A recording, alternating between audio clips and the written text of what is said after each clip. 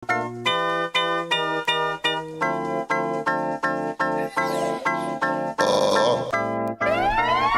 listening to Saucy and Friends in the morning with Miss Hot Sauce, Miss Tony, and Rockstone Trends. Eye contact, I go make you feel my contact. I want you to watch your contact. So when you start to fling that, look back, look at how it arch. Look back on its speed. Look back, look what you just cause. Look back, girl, you look normal, but you know what you're doing. Yeah, you know what you're doing. Girl, you know what you're doing.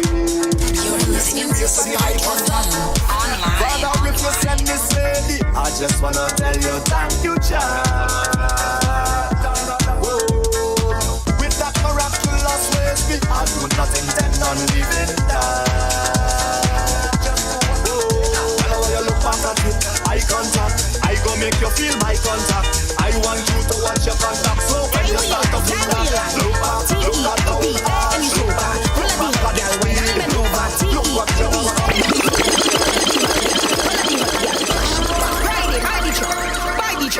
Buy the truck, look how you bed. Back Friday, buy the truck. Buy the truck, Friday, buy the truck, look how you cock. Back Friday, buy the truck. Buy the truck, Friday, buy the truck, how you bend. Back Friday, buy the truck, how you push. Back Friday, buy the truck. I come to open Pandora box. I come to make them bend down and touches. I behind you, baby, don't watch. Don't watch, don't watch. Carnival when we touch on the road. Tip on you, tip on you, tip on your toe. Waistline fast and I like that flow. Out of all of your friend them, you is the pro. The road is the stage, girl, you put on a show. High on the truck and you bam bam low. To the gal at the baddest and everybody know. When I get green light, gal go, gal go. Why you wanna whine like that? Why you wanna whine like that? Why you wanna shake like that? What's in a door? It's up, push up, push up, push up. Buy the truck, yeah. Yeah. Buy the truck, yeah. Hey. Good morning, everybody. Good morning. That used to do a fast wine.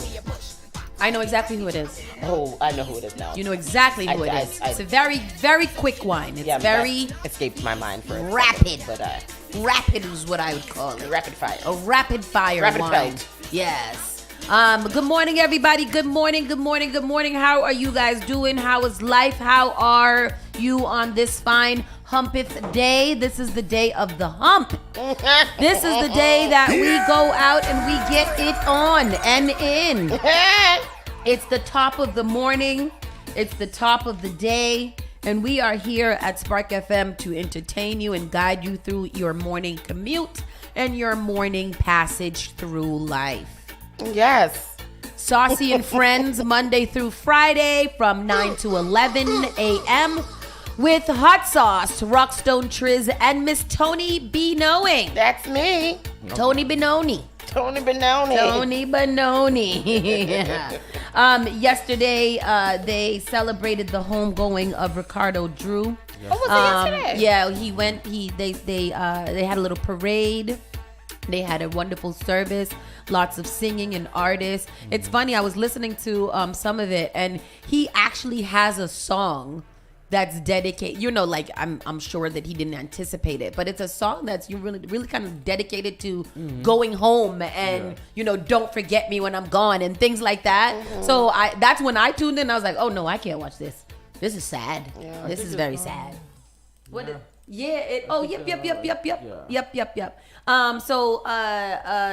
Condolences and comfort and prayers to his family, to Patrice Roberts and his kids. That was a tough move yesterday. Yeah, a couple of people spoke over the international. Stephen, a couple other people spoke at his funeral as well. Oh, that's nice. And yes, and we're holding these people. It was a really nice looking procession too through the streets. So that was very. Oh wow, look at the cars. No, that's not it. Oh, because I was like, wow. I don't know what that was. All the big people come out there. But yes, condolences to Ricardo Drew and his family, and so many more things. Man, we are going to have a great show for you guys lined up today. But before we get into that, we're going to just ease into the morning. Miss Tony, how you doing, honey? Oh, you know me. I'm rolling like 4 flats on a Cadillac or something. That's how it is. Lean back. No, like a hubcap in the speed lane. Hubcap in the speed lane. What is Looking for some change. He's chilling like a hubcap in the fast lane. Oh, a hubcap in the fast lane. Yeah. Oh, I thought it was 4 flats on the Cadillac. No, I don't. No, that's not We good. never used that one. I ain't used that one yet. That's an old one. There's 4 flats on the Cadillac. That don't sound nice though. That's saying if you're not doing too good. Oh yeah. Oh, that's I'm not the like one I 4 am. flats on the Cadillac, brother. I don't know. I mean, I've been sitting there long. Pray for me. Pray That's for me. not the one. That's not the one I'm feeling. I'm feeling pretty good actually. I had such a good evening. Things happened yesterday. These are the 2 things that happened. I went and picked up my mom from the church. She gave me a nice box of fresh. Oh, it's raining. A box of fresh vegetables and fruits and meats and things like that. So I was delighted to do that. And then we went to buy food to prepare for dinner. And she stopped by the Urban Juice Cafe, and I've been seeing that a lot. You know, the little Urban Juice Cafe over there on Washington Street. She went inside and she spoke to Mr. Biggs in there, and then Biggs and her called me on the phone for me to order a smoothie. And I was like, a smoothie. And I'm not sure what I wanted, so I was just like, make me something nice, whatever your special is. And he made me a Zebu shake, a super Zebu, Zebu shake. It's lots and lots of different nuts. I did tell him that I would like some protein. So some nuts. he threw lots of nuts in there and some agave, and it was very good, but I think it was something like a bedroom bully because my ovaries was jumping last night. What? Your ovaries. My ovaries did hurt. There was It after hurt me. you had your two sapadilla in a night. Yes. Milkshake. Yes, and there was banana in it actually. Hey. And so like I had pain in my ovaries last night, and I was like, that's not what I wanted. Anyhow, that's that. Another great thing that happened yesterday. These boots that I have been searching down. Which one are they? The Let me nation for. Just some denim boots. We were talking about denim boots yesterday. Oh yeah. So I have been searching down the nation for these denim boots, and I was determined to get these boots because I really just wanted them. Look, these. Oh, okay. And so they have them. They sold out everywhere. They had them in places that weren't here. Macy's was trying to help me find them, and every place I called would not send them to me. And last night I found Ahmed in Las Vegas, nonetheless, and he was like, "Sure, I have them, and I will send them to you. And my boots is on the way." How much buying have you done this year? Listen, let me tell you something about these boots. Guess how much they were? How much? $35. Shut up. $35. They didn't have a next size? Child, they only have one size 8. and that's what I got. And he waived the shipping fee for me. So look at God. Yeah. I am blessed. You didn't answer the question I asked. What? I said how much buying you did in 24. I don't know. You didn't give me no money. Huh? Tell him, girl. And zing. Did you dab? You were supposed to dab after like Y'all stupid. I'm trying to help you out. That's all I know. I'm trying to keep you on track. Listen, I ain't got no money. I just got money to spend. That's all I can say.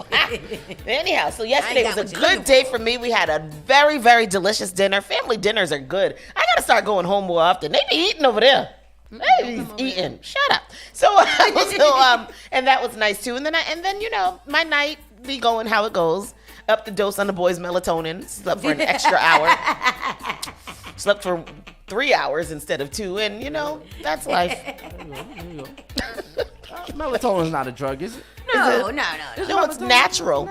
It's natural. for you. But he needs something stronger. He might have to get a little Hennessy or something because So how did last night go? 3 hours. He slept in his room by himself. Okay. And then he got up and started his every 15 minutes coming to check on me situation.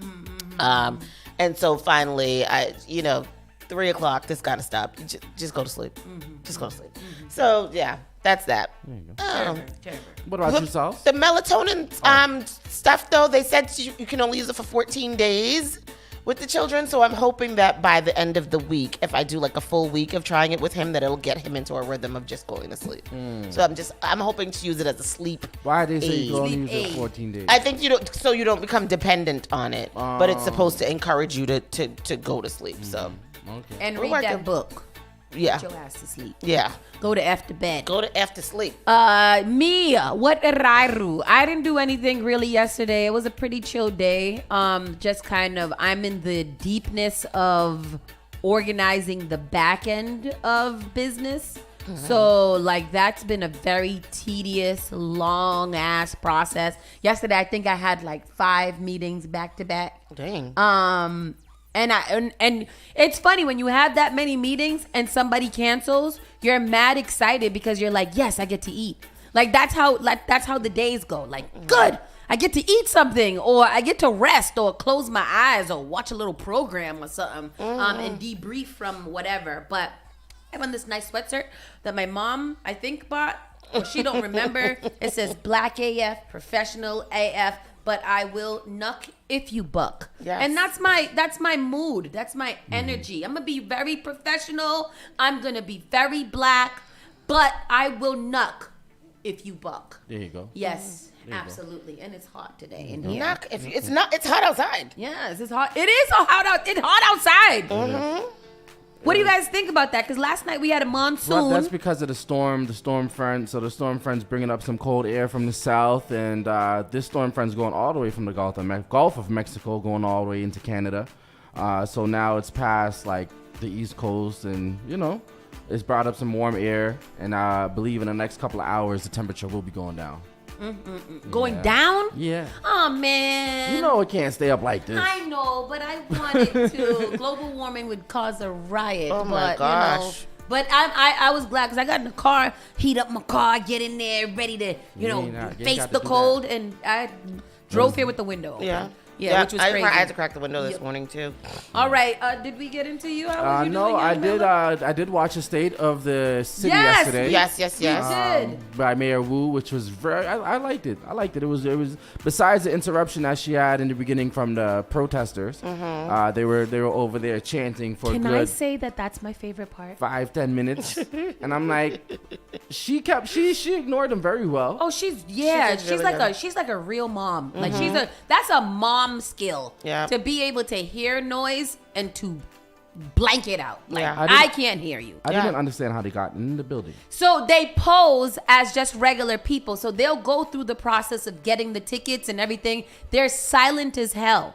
As soon as she comes in, they're ready to go. So they have all their posters and banners in their bag, banners and stuff like that in their bag. And as soon as she hits the stage, it's like a flash mob. They just erupt from everywhere and go ham. Was it just 2 people? No, it was a whole bunch. It was a whole gallery of them. They was outside. They had a whole banner waving from the thing, everything. Yeah. Did you see how packed inside there was? MGM? Yeah, it was packed. She had lots of distinguished guests, though. She had of course, the Dorchester Eagles were there. Yes, our champions, the little Dorchester Eagles, and their team and staff. And there was the first cadets from the fire academy, I think she said, or something like that, were there in attendance also. And there was some soldiers. For the first time in 20 years. Yeah, in 20 years. The cadets, yeah. And there was another group of people in uniform that I can't recall who they were, but it was very nice looking. It was very nice. Yeah. Very nice. Very nice. I don't know if I paid complete attention to it, to be honest, but we did have it on and watching and streaming in the home so that we can hear. She had some my biggest takeaway is that Boston Public School students, y'all better tell y'all parents to take advantage of all the museums and all the things that are free for you. Not y'all got to do that. They're building, if I'm not mistaken, I think they said they were building 7 new buildings for schools. Was it only 7? We're going to go through these takeaways. We're going to go through the takeaways. Saucy and Friends in the Morning will officially start right now.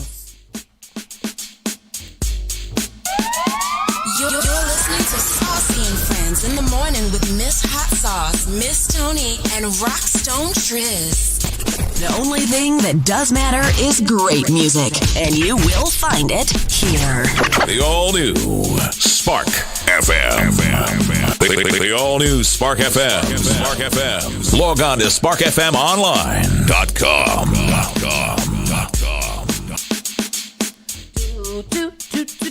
Today is January 10th. It's approximately 9:18. But today's weather is gonna be nice. And when we find it, I'm gonna tell it to you. So today is cloudy and windy with soaking rain this morning, then becoming partly cloudy. Morning high of 53 degrees with temps falling to near 45 a little bit later. Winds in the southwest at 20 to 30 miles per hour. Chance of rain again today is 100%. 1 to 2 inches of rain expected. Localized flooding expected. Remember, Morrissey Boulevard is going to be closed until Sunday. I'm not sure what is it. The whole Morrissey Boulevard. That's what I was saying. That's a mess. That sounds crazy. Yeah. There are points of Morrissey Boulevard that y'all should know are shut down. So if you can avoid going down there, maybe take the back roads and then cut through if you got to go to Lambert's and Stop and Shop and all those other places. So yes. And we'll get into this State of the Union. State of the Union, Boston. State of the city. State of the city. What is it? That's so funny to say, state of the city, because it's like State. Yes, a state, city. Home is all the little points of light. Home is all the little points of light that give tomorrow its glow. It's the place and the people you refuse to give up on. And this was one of the quotes that she used yesterday. Wu tackles BPS struggles, affordable housing, and second State of the Union address. Have you guys watched it? If you have watched it and you want to give your opinion, make sure you use that line to call 617-272-3387. All right, you guys help me dissect this. Boston's Mayor Michelle Wu focused on perseverance and hope during the State of the City address Tuesday night, speaking on the city's housing crisis and school struggles and announcing a new park for Boston public school students. The mayor's second annual address was initially erupted by protesters, with 2 protesters standing in front of the stage with the Palestinian flag. The beginning of her speech was overlapped by cries of ceasefire now, and in Wu's view was a banner hanging from a gallery that read, "Boston complicit with genocide." Oh, wow. This is our democracy, our work. We are a city. We are voices, Wu said, and the protesters were led. And here is the clip. That's a big banner. Oh, they all got arrested. Look at them. Oh, it's crazy. I mean, stand up for what you believe in, huh? Others on the balcony with a banner saying that the city is complicit with genocide. Our crews were outside as Boston police detained a group of protesters, and the demonstration interrupted the yearly State of the City address. This was Boston Mayor Michelle Wu's second speech of its kind. It comes after a year of struggles for the city, like drugs at Mass and Cass, falling enrollment for public schools, and a housing crisis heightened by the need to provide shelter for migrants. But also movement on her promises, like rent control and police reform initiatives. Our NBC 10's Michael Rosenfield joining us live tonight at MGM Music Hall with the important key takeaways from tonight's event. Michael. Hey, Priscilla, housing and education, 2 of the big ticket items the mayor focused on tonight. She also spoke a lot about her accomplishments and the challenges going forward. It is thanks to the people of Boston that tonight I can say the state of our city is strong.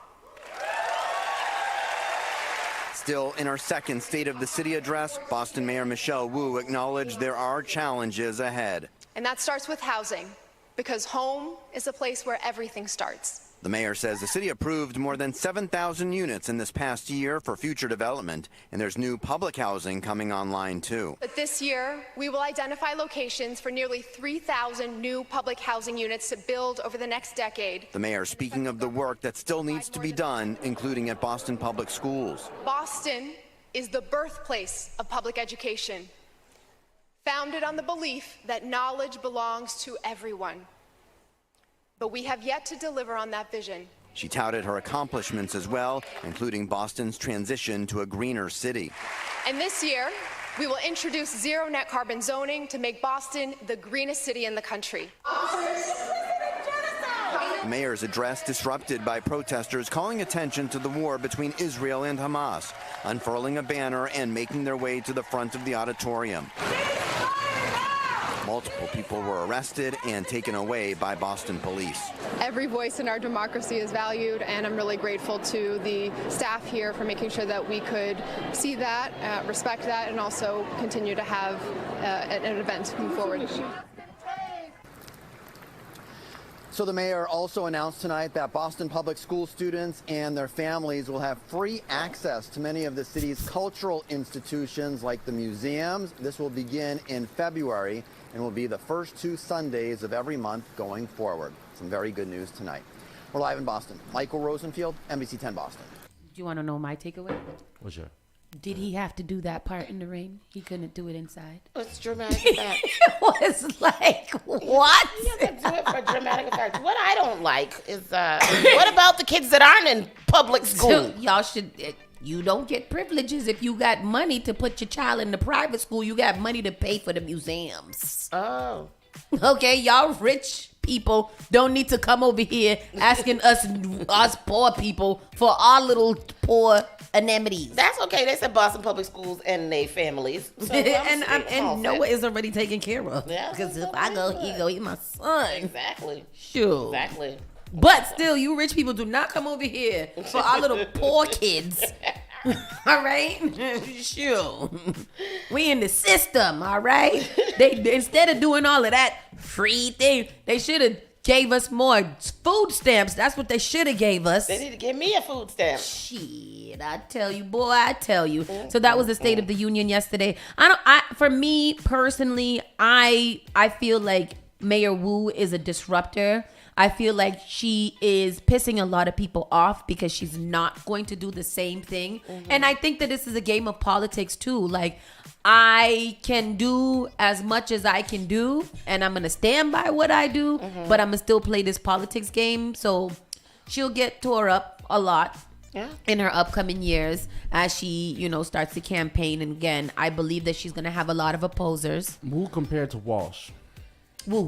Woo every day. Oh yeah. What do you think? Because I feel like Walsh did a lot of talking, because I remember listening to his State of the City addresses, and I used to come away from that believing like, he ain't gonna do all that. That's not gonna happen. We've seen her do the things that she says that she's gonna do, regardless of people coming at her or not. So I like that. I think she's very for the people, and people feel that that she's for them. Yeah. And of course, some of the things, everything that she says, people don't agree with, and that's okay. But she, like we talked about when we talked about her yesterday, she is very unapologetic and stands on business. And she's very, the thing also, she is very low hanging fruit too.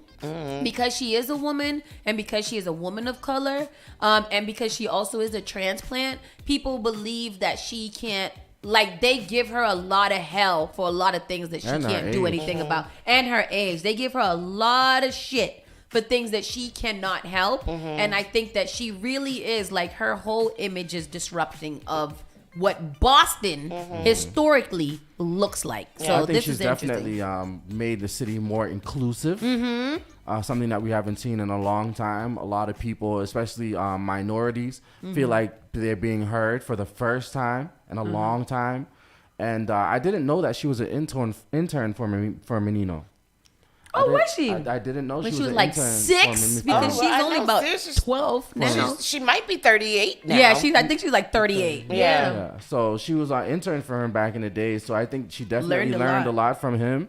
And you could definitely see that. And she was also, they spoke on turning 7 downtown buildings into housing. Yeah. Because they're seeing that downtown is has a decline and stuff like that. So, Yeah. I'm excited because I'm excited for a lot of the things that they propose. So that's all. Yeah, absolutely. Boston residents protest planned closure of Walgreens pharmacy. Protesters in the city of Boston are demanding that a Walgreens located in the predominantly minority neighborhood situated next to dialysis center remain open. A group called Communities of Color for Health Equity, a coalition of concerned residents, gathered to protest the closing of the Walgreens pharmacy on 416 Warren Street. The store is telling customers it will close next Monday, January 15. Many seniors and those without transportation are concerned about how they will get their prescriptions. For Tim Wentworth and Walgreens, this is all about business. But for us, it's a matter of life and death. Wentworth is the CEO of Walgreens Boot Alliance and CEO of the largest pharmacy store chain in the United States behind CVS Health. It's just the latest Walgreens to shut its doors in recent years. One of the approximately 200 stores closing, the company said, would be coming in 2024. You want to go into the clip? Some say it's an insult to close the store on Martin Luther King Day. What's the connection? Why is it an insult for Martin Luther? Anyways, Yeah. how Like, insensitive? did Martin Luther King fight for that Walgreens to be there? Yeah, I don't know. Is it because it's on MLK Day? I mean, MLK is close to MLK. The Communities of Color for Health Equity is demanding this Roxbury Walgreens remain open. The store is telling customers it will close next Monday, January 15th. Many seniors and those without transportation now concerned how they'll get their prescriptions. For Tim Winworth and Walgreens, this is all about business, but for us, it's a matter of life or death. A few months ago, Reverend Minyard Culpepper learned he has a blood clot on his brain. And like many, he uses this Walgreens for his prescriptions.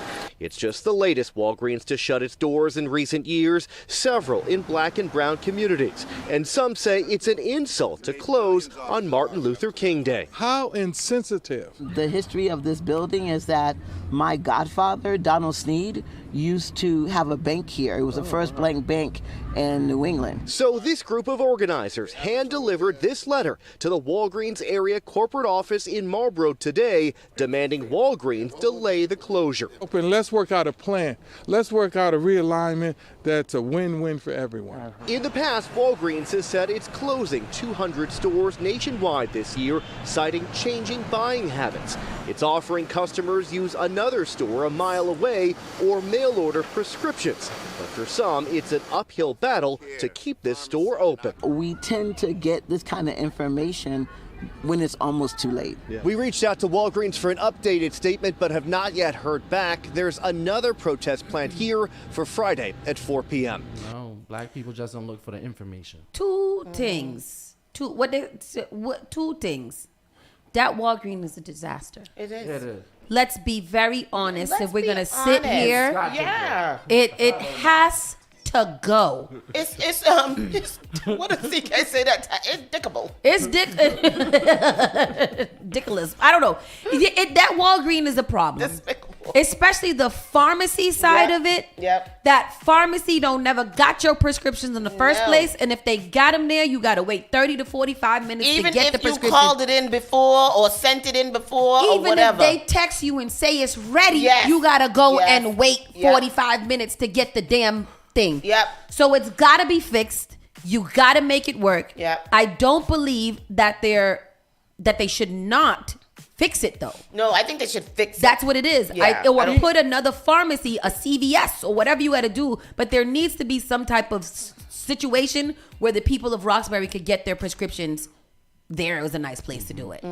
Even if they just close the store and just keep the pharmacy part, but just do it over, that's effective. Yeah. Because I feel like one of the main reasons they're closing is because, they get frequented by, drug addicts who come and boost it and end up boosting their stuff back. So what y'all got to do is just do the pharmacy, have it a way that, works and that's convenient for people. The whole store needs to be done over. Yeah. It's just not. And I did not know that good was store. my bad, not to cut you off, but I didn't know that was a black bank back in the day. No, I didn't know that either. That was a Wow. piece of information I had no idea about. But First black bank in New England. Yeah, I wasn't aware of that. Wow. yeah, I was about. What else would you want to see there? They should put a little baby Target there then, if they want to do that. A Target with the pharmacy, like they have the little the one in Hyde Park over here in Fields Roslyn there. Corner. Yeah, in Fields Fields Corner. Corner. Was it like a Target mini? Put one of those there. Like it does need to be. They gon' frequent that. They're gonna frequent it, but I think Yeah, that but with you the also right got to think about that area. What's happening in that area right now? That area is very much changing, And it's up and coming, yeah. And it is up and coming. That Walgreens needs to be redone. I Yeah. think that it should be a Walgreens. I think that it should be a Yeah. drugstore.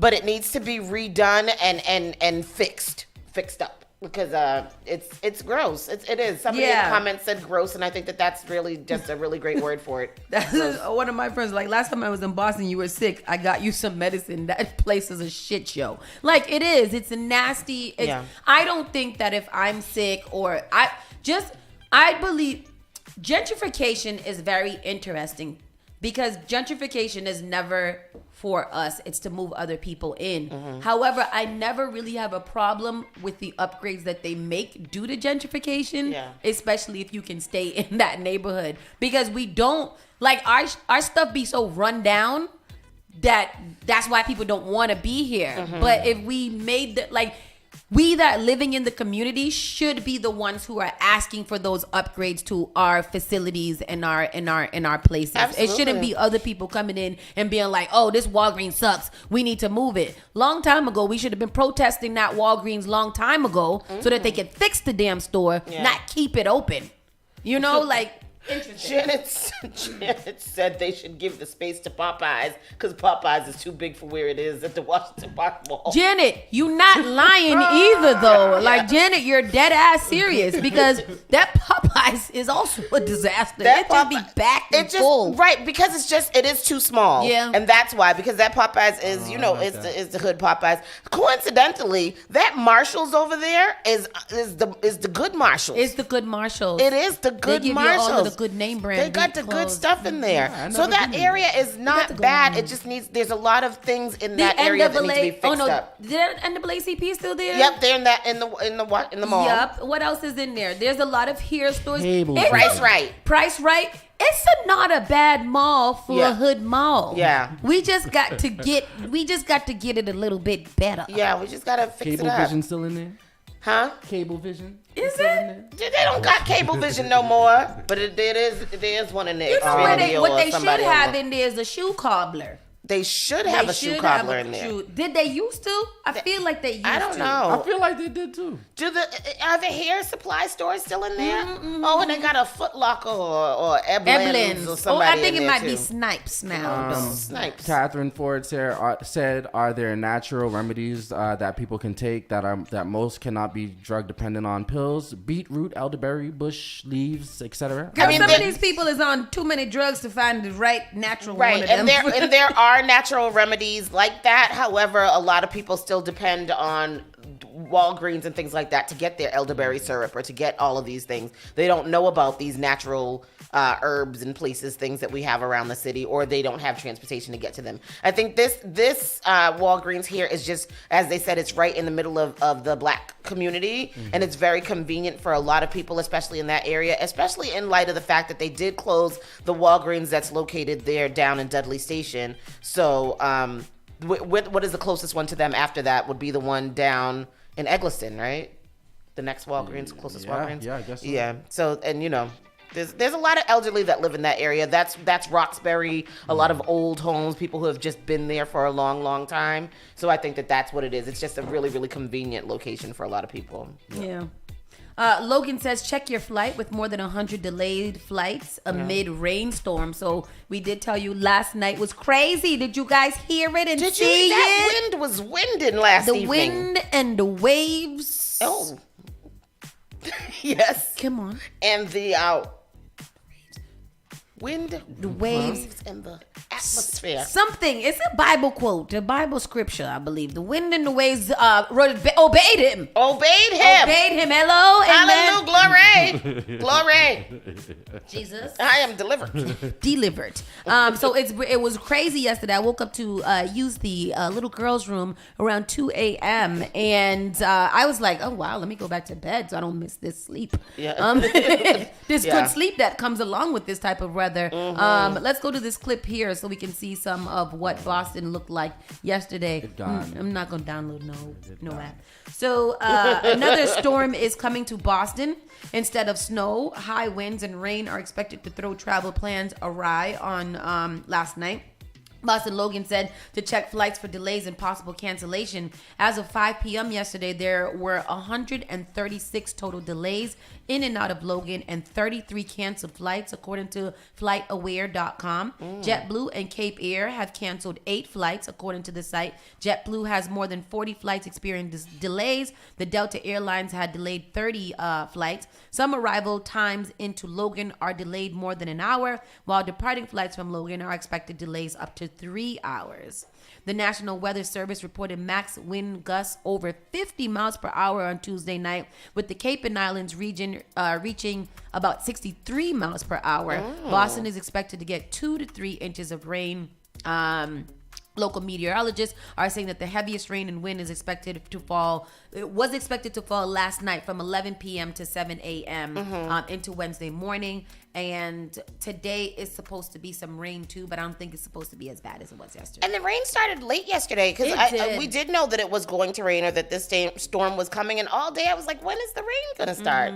What time did it start? Like 7 p.m., After right? like 7. Yeah. Because I think that it was, I think YSham hit me up around 7 o'clock and was like, it's raining. Yeah. Not doing it. And it was the wind gusts were very, very loud last night. I was scared a little bit. Newton school closes following staff member's unexpected death. Oh, Horrible. no. School in Newton was forced to close its doors on Tuesday following the unexpected death of a staff member. Franklin Elementary School was closed due to the spokesperson with the medical team, police officers, and firefighters had concluded their work at the school as of Tuesday afternoon. So the person died at the school. Like heart attack, what? During Students school. and staff will be, city police and fire departments have determined that there is no issue with the building and it's safe for school to resume. So I wonder if it was a freak accident. Oh, that would be awful. Additional details on the cause and manner of the death weren't immediately available. It got to be some type of accident because if it was like a heart attack or something, they wouldn't have had to lock down the school and all of that. Yeah. So it must have been some type of freak accident or some foolishness that went out that they're trying to keep under wraps. It may have been a medical condition as well. Can you imagine? That's got to be really traumatic for those children. Yeah, especially if the teacher was teaching at that moment and you saw it. It's very sad. I don't like COVID wastewater levels are at the highest they've been in 2 years. Oh, this is from the sewers. We heard a lot about COVID being in the wastewater when we were during the heights of the pandemic. COVID-19 cases are on the rise in Massachusetts, and levels of the virus in Greater Boston's wastewater are now at the second highest point since the start of the pandemic. The weekly average of COVID-19 is wastewater from Boston and communities north of the city was 2,743 copies per milliliter on New Year's Day, according to data from the Massachusetts Water Society. A 7-day average is about 2,583. What are we comparing this to? And how does the COVID in wastewater translate to what's happening outside? Yes, yeah. Yeah, I don't know. Because wastewater? Because they track the levels of COVID from our bowel movements. Okay. And if their levels are up, that means more people in Massachusetts have COVID. Damn, whose job is that? It's awful. To test the poop? To test the feces. My other thing is I've heard of a lot of people having COVID recently. Yeah. And they've been really sick too. Yep. I think that, again, the advantages of the vaccine are that it lessens your chance of imminent death. Yeah. And can help to provide an extra layer of protection while you're going through your sickness of COVID. Right. Not saying that you will not get COVID, but when you get it, you won't die from it immediately. We hope. That is what the hope is that it's not 100%, right, but it's some percentage that you ain't had before. It's more than zero. And then the COVID in wastewater, can people get COVID from? No. Okay, and then how long does it survive in the wastewater?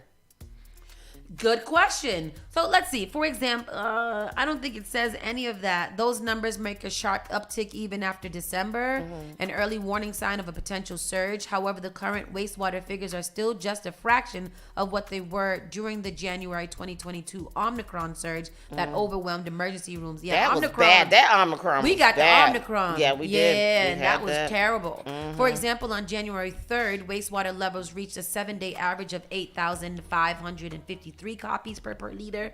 I don't know. I can't read this because I don't know. It's just a lot of stuff. Yes. Last Friday, the Centers of Disease Control and Prevention reported that the JN.1 variant, a new highly contagious strain of COVID-19, accounts for about 62% of all current cases in the U.S. Here's my question. who the hell comes up with the names of the different variants for the COVID? And why do they have to be so crazy? Like, we started out with the Delta and the Omicron, and then we got crazy with it. This one is the JN.1. Yep. Why? I don't know. It has to do with this different strains of whatever that's inside of it, I'm assuming. I'd rather they do it like how they do the hurricanes. Just give it a name. A, B, C, D, E, F, G. You know what? Too during our break when we were out during the break, a lot of hospitals put back their mask wearing policy. Yes. So I think BMC and Mass General Brigham and probably some other healthcare systems put back in there. You have to wear a mask now when you go into these. Which I think should be standard, to be honest. Yeah, me too. I think they should never relax it, to be honest. In hospitals, just in the settings. Hospitals. Yeah. And even if, in the hospital setting, it's a good place for you to, because hospitals carry the most set of germs and the most diseases and all those things. Oh, yeah. So it should best preclude you to wear a mask. Yeah. The people, I think you and I were having a conversation the other day, though, about we've been seeing a lot of people just wearing masks in public in general. And I was like, well, the people who are wearing the mask, are they afraid of getting COVID or do they have the COVID? Which was a question that I was having. But then we also have to factor in that there are still a lot of people who are unvaccinated, which is wild. So that there might be some of those people who too. And you only got the vaccinations. You never got the boosters. Nope, I ain't get no boosters. Nope. Don't want it. I told y'all I be thinking some stuff. I told y'all ever since I got that goddamn shot, I be thinking some stuff. And when I be thinking, I go on my phone and stuff. I ain't saying nothing. It's the 5G. How you know what I'm talking? How you know? No, you're right. You're right. I've experienced that many times lately. Yeah, so I ain't doing all that. But there's a couple of comments here. One of the comments said, yes, I agree, never stop wearing mine at work. There was one that I was looking for in particular. I don't know where it went. John. Oh, how long does the effectiveness of each jab last? Not too long, apparently, because there's like 6 boosters out, right? There's like, if you have been following your regime. How many boosters? Your regime. I think at this point there might be. I've been boosted twice, and I have a recommendation in my file for me to be boosted again right now. So I don't know how many boosters there are, but I think people have been boosted up to 4 times. I'm pretty sure that's what it is. John Finn said that there's also a variant called the Reservation 1 RSVP. Is that real, or is he Reservation 1? Reservation 1 RSVP. I don't think that he's being serious. He's not being serious. Well, you never know, because like you said, they're all crazy names. So I don't know. I'm trying to figure out how many there is, but I don't like when I ask There's Google 4 boosters. I don't like when I ask Google a question and it just don't pop up with what I just say 4. 4 boosters. Yes. Yeah. So okay. Have you been boosted at all? Yeah, you've been boosted. Once. Oh, yes, I've been boosted once. I've been boosted once, and that's when CK got his first COVID shot. I boosted with him. Oh. And that after that, Namar, I have the herd immunity. I'm herded in. Oh wow. Grandfathered into this bitch. You heard? I'm about to start wearing my mask again. Yeah. Scuba Steve said it's like wearing it's like getting the flu shot, and I think that's what it is. Yeah. Every year now you have to be. Is it so yearly booster is the recommendation? Is it 6 months or yearly? No, I think it might be. That's what I was wondering. No, it might be yearly now, because if there's only 4 boosters and this technically was over in 22, I don't know. Then it might be every 6 months. Every 6 months. Yeah. Oh no, that's not my kid. No, I'm not. I'm gonna wait till they get to the year 1, and then I might get a booster when I get my. Did I get my flu shot? I did not get my flu shot either. Oh Lord, I feel it. Taco Bell Cantina at the Great Scott site gets the okay to stay open until 3 a.m. and 3:30 on weekends. So this is in Allston. Great Scott, a music venue in Allston neighborhood of Boston that closed during the pandemic, may become a Taco Bell Cantina. Is that like Taco Bell Cantina? Is that like Taco Bell restaurant? What's that? A fancy Taco Bell? Like the McDonald's cafe? Yeah. Taco Bell Cantina. I would do that. Do they give you your burritos on a little Oh, they got a drink? We got to see. Let's see. So the Taco Bell Cantina has cleared another hurdle in its plans to open a Commonwealth Avenue in Boston last week, with the city's licensing board approving a license that would allow the chain to serve food until the wee hours. But as for a license to serve liquor, a hallmark of another Taco Bell Cantina locations, that's still up in the air. Controversially for some, Taco Bell's more upscale iteration will be taking over the empty space on 1222 Commonwealth Avenue in Alston, the former location of the beloved Great Scott Music Hall, which I've never heard of. The Taco Bell Cantina, which typically offers its classic Tex-Mix options like Crunchwrap Supreme and Doritos Loco Tacos, along with the alcoholic beverage options, was approved for a common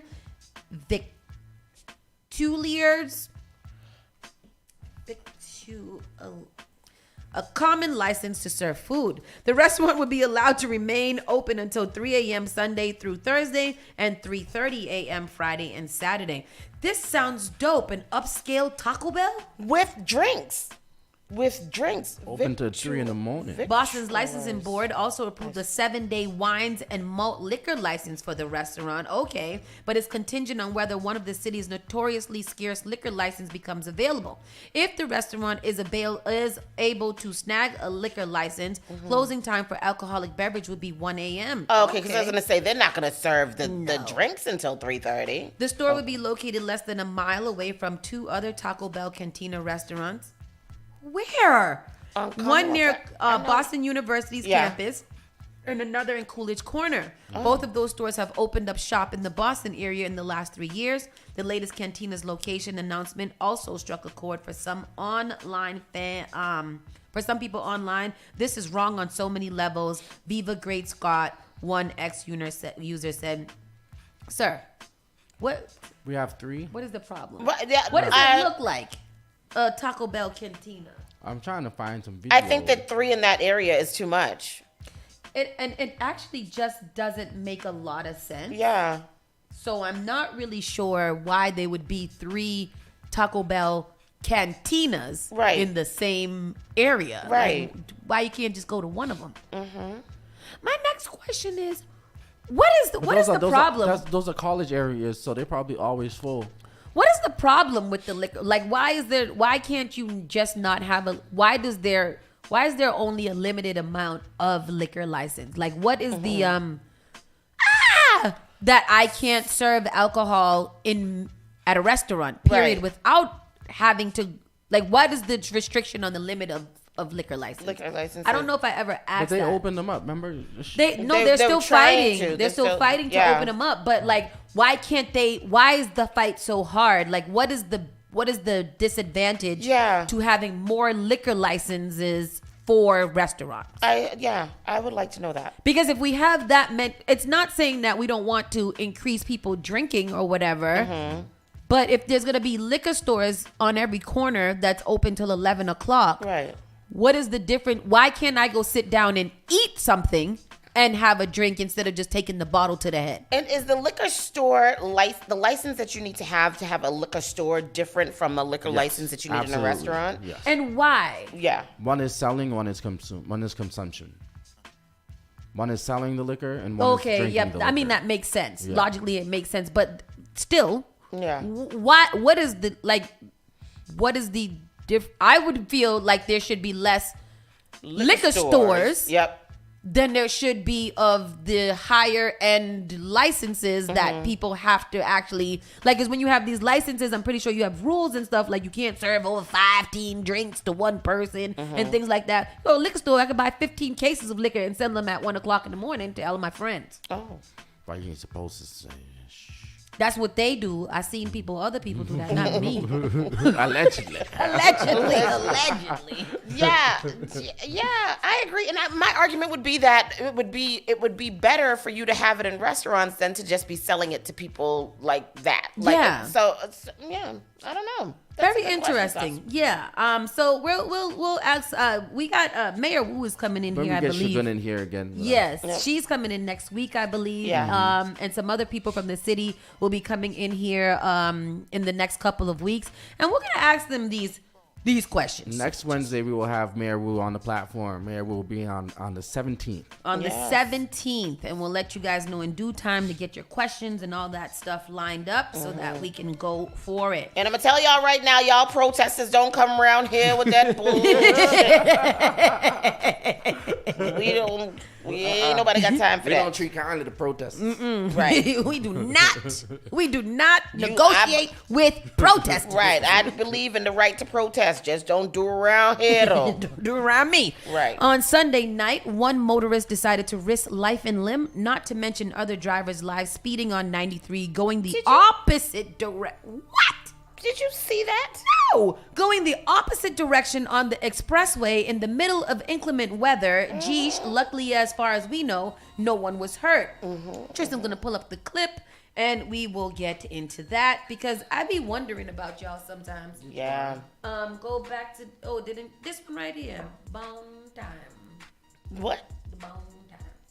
It didn't have it right. Oh, this page is crazy. About being down. That is insane. Go back to the story. It wasn't the first click. Yes. This one. Click it. And then scroll right here. No, don't go profile. Just play this thing. Okay.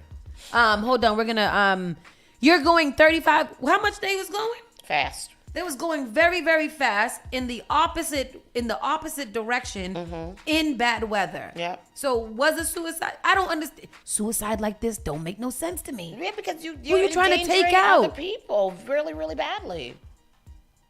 Oh, he really is on the opposite direction of these things. Wow. That is crazy to me. We're not seeing it. Why? Why is he doing this? We You don't not see seeing this on Yeah. the screen? Yeah, it's not Y'all see it? moving. Oh, hold on. Sorry. Share this one. What is that? There's no story about it though. Let me sorry. Going the wrong way on I-93. Boston wrong way driver.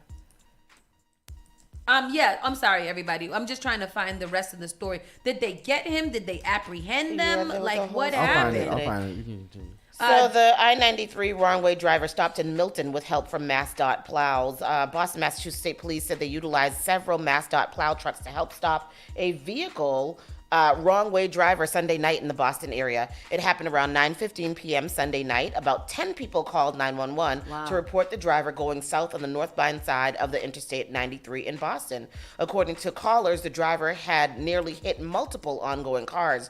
Troopers shut down I-93 north ahead of the wrong-way driver and communicated with MassDOT to position several plows across the highway near exit 11 in Milton. A short time later, the 2015 Toyota Corolla rolled to a stop. The driver, a 76-year-old Lynn man. Say it one more time. Go back. Read it to me again. So slowly. A 76-year-old Lynn man. A 76-year-old Lynn man. Lynn man was described by police as extremely confused and said he did not know where he was. Police said the man had an underlying health condition and was not impaired. The car was towed from the scene and the driver made arrangements for a friend to pick him up. State police cited the driver for a wrong-way violation and issued an immediate threat notice with the Registry of Motor Vehicles in order to have his license suspended. Yeah. Yeah. Well, yes. Yeah. Was it on purpose? He didn't know. He said he didn't know where he was. He was extremely confused and said he didn't know where he was. We've reported on quite a few of these stories. Really? They driving up into the stores and they crashing into the Apple store and all kind of stuff. We talk about this all the time about having to do some type of, reevaluation on your license after a certain age. I know it sounds like ageism, but like some people I feel like if you're good, then you shouldn't be worried about it. And if you have some apprehension about whether you will pass or not, then maybe you should have apprehension about driving. Yeah. Like if you're confused and stuff all the time, and this could happen when you're driving very fast on the highway in the opposite direction, there is absolutely no reason why you should ever be able to go back and drive again. You know what I say? Take away your license as soon as you get your Medicaid card. That's at like 50. Trade it. It has to be even trade. Same time. Give me all my discounts. Yes, that's crazy. And what did mommy tell me yesterday that I was going to be doing what? Oh, I could join the jet setters soon. Rude. What's that? Jet Setters is the elderly group at our church. Elder Miller Street. And you join. You can start at 55. My mom told me, so you could join soon. That's ridiculous. A man was stabbed in Porter Square as part of a violent rampage on both sides of River Street. Cambridge police report they are looking for a man they say stabbed 2 people at the Porter Square shopping center around 7:30 p.m. on Thursday, and who they say is a person of interest in multiple assaults in Boston and Cambridge. Cambridge Day reports the stabbing happened inside the Halal Guys. This is the Halal Guys restaurant. The victims were taken to a local hospital with injuries not considered life-threatening. So now that they do have a picture of the people, of the man. He looked like he did it. Unfortunately, I'm going to go ahead and judge this book by the cover. Armed and Dangerous. If you guys see this man, you should probably not approach him. He liked to stab people. He looked like he did something. Something he did. He did it. He did it. Yeah. Allegedly. Allegedly he did it, because I'm not going to go on record. Me too. Because as first I saw him, I was to look squint like. Yeah, that's what you see me. I just got up close. He looked like he'd be there on Zoblock in Mattapan Square. But not in Mattapan, but in Mattapan Square. It's these type of people that scare me in life, though. You know, like in this day and age, you have to be scared of everybody, right? Yeah. And I feel like, unfortunately, when you are judging people by their cover, by their cover, it's really hard to not, you know, like, because anybody could just lash out and stab you right in your forehead at any given moment, just passing by them because they had a mental break. Right. Yeah. I don't. And that's not untrue. That is very, very true. And who goes into the Halal Guys and with a knife to fight them? They legit fair. They pray over their meat. You know. You got to be better than that to the Halal Guys. Of all places. You know, like that's like going into a did you pray before you stab somebody in the Halal Guys? We don't even serve unclean meats here. Why would you come and stab me? Exactly. That's crazy. We're going to go to a quick commercial break so we can recoup from that terribleness. And we'll get back into our national and world news, and the news around the world is whirling. Spark FM Online, Saucy and Friends in the Morning. We'll be right back. Keep it locked. You're listening to Saucy and Friends in the Morning with Miss Hot Sauce, Miss Tony, and Rockstone Triz. Turn it on. Turn it up. This is SparkFMOnline.com. Hello, I'm Marissa Jarrett Winokur. Performing on stage takes mental and physical preparation. But one thing I never thought to prepare for was cervical cancer. 91% of cervical cancers are caused by the human papillomavirus, or HPV. 1 in every 4 Americans is infected with HPV. For many people, the virus hides inside them and they never develop symptoms. But for others, HPV links directly to cancer. My cancer almost ended my career. It almost ended me. The good news is, there are vaccines that can protect you or your children from cancer. The HPV vaccine is recommended for children 11 to 12 years old, and a catch-up vaccine may be an option for teens and young adults. Talk to your doctor. You don't want HPV hiding inside of you. Go to thinkaboutthelink.org to learn more. Together, we can stop cancer before it starts. Advertise your business, brand, or music on Spark FM. Contact us at sparkfmonline.com for more information. The all-new Spark FM. Spark FM. Come on. Spark FM. Sugar man be ballin', these chicks pigeon toed, some of them be crawlin'. Spark FM.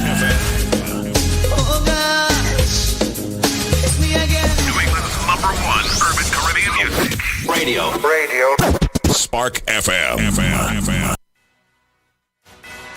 You're listening to Saucy and Friends in the Morning with Miss Hot Sauce, Miss Tony, and Rockstone Triz.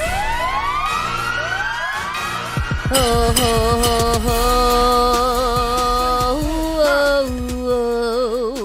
yeah. Spark FM Online, number one for urban and Caribbean music. We are here, Rockstone Triz, Miss Tony B. Knowin, and your girl, Miss Hot Sizzling Sauce.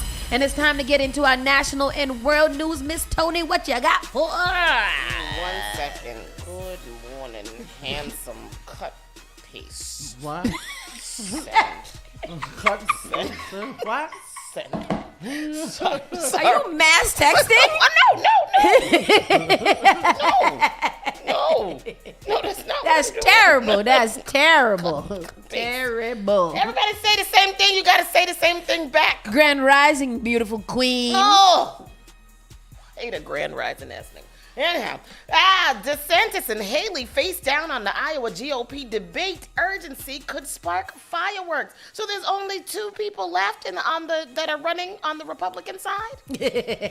Just DeSantis and Haley. No, there's 4 of them. There's like 5 still of them. 4? Yeah. Well, these 2 are the only 2 that are facing off tonight in a debate. Well, Yes. those are the The front runners. yeah. Besides Trump. Trump is in a different league of his own because despite all of Trump's legal woes, Trump is still leading the Republican Party. And Nikki Haley, I think, is next, right? Is she No, next? I think she's number 2. It's DeSantis. Oh, DeSantis and then Haley. So Donald Trump is the big front runner. Donald Trump was the only other candidate to meet the 10% polling threshold to participate. But as he has 6 times before, the Republican former president is declining to show up given his overwhelming lead in the polls. Here's what we're watching. Yo, I don't care. He's lit because he was like, don't need to go, still winning. Yeah. Y'all fight that out. See who's going to be my number 2. And he's like, I don't care if y'all fight. I'm going to win. Yeah. So it doesn't matter. So anyhow, they're going to debate tonight. The Iowa caucus, of course, is going to be happening later this week or next week. The Iowa caucuses. The debate may be the last between these 2, the best chance to change the trajectory of the race before voting begins. So, yeah, I was looking at the lineup yesterday for the Republican Party, and I said, golly, we are doomed. Yeah. Oh, boy, America, y'all got to I don't know what y'all going to do out It's here. going down. It's interesting, though. It's interesting because, there's so much stuff going on with Trump right now, and the Republican Party is, they're showing their true colors because on one side, they got to hold up the president and all his bullish. And then on one side, they're going against him, and they're trying to get his office where he is. They're trying to get the same seat he's going for. So it's very weird to watch them and see what the things that they're doing. But some of them are like Shrami and Shrami, yeah. Yeah, those guys. He's a weirdo. He's just a nut. He's a nut sack. And where did he come from? And wait, don't you? Is he American born? Because don't you have to be American born? Yes. Oh God. Oh, anyhow. So that's what's going on there. Hot sauce. There's a recall. There's a recall on hot sauce as life-threatening warning is issued. Several types of hot sauce were recalled on Tuesday morning over concerns for consumers who have a wheat allergy. The U.S. FDA issued an announcement this week for a recall of several lots of hot sauce provided by Vesta Fiery Gourmet Foods, Inc. in Raleigh, North Carolina. The recall includes the company's Benny T's Vesta Dry Hot Sauce Ghost. Not Frank's, though. No, Dry Hot Sauce Hot, Dry Hot Sauce Reaper, Dry Hot Sauce Scorpion, and Dry Hot Sauce Very Hot Sauce. Benny T. Anything Benny T. Benny T's. Benny T got to go. They caught the products contain undeclared wheat, according to the FDA. People who have an allergy or severe sensitivity to wheat run the risk of serious or life-threatening allergic reaction if they consume these products. Be careful consuming hot sauce. I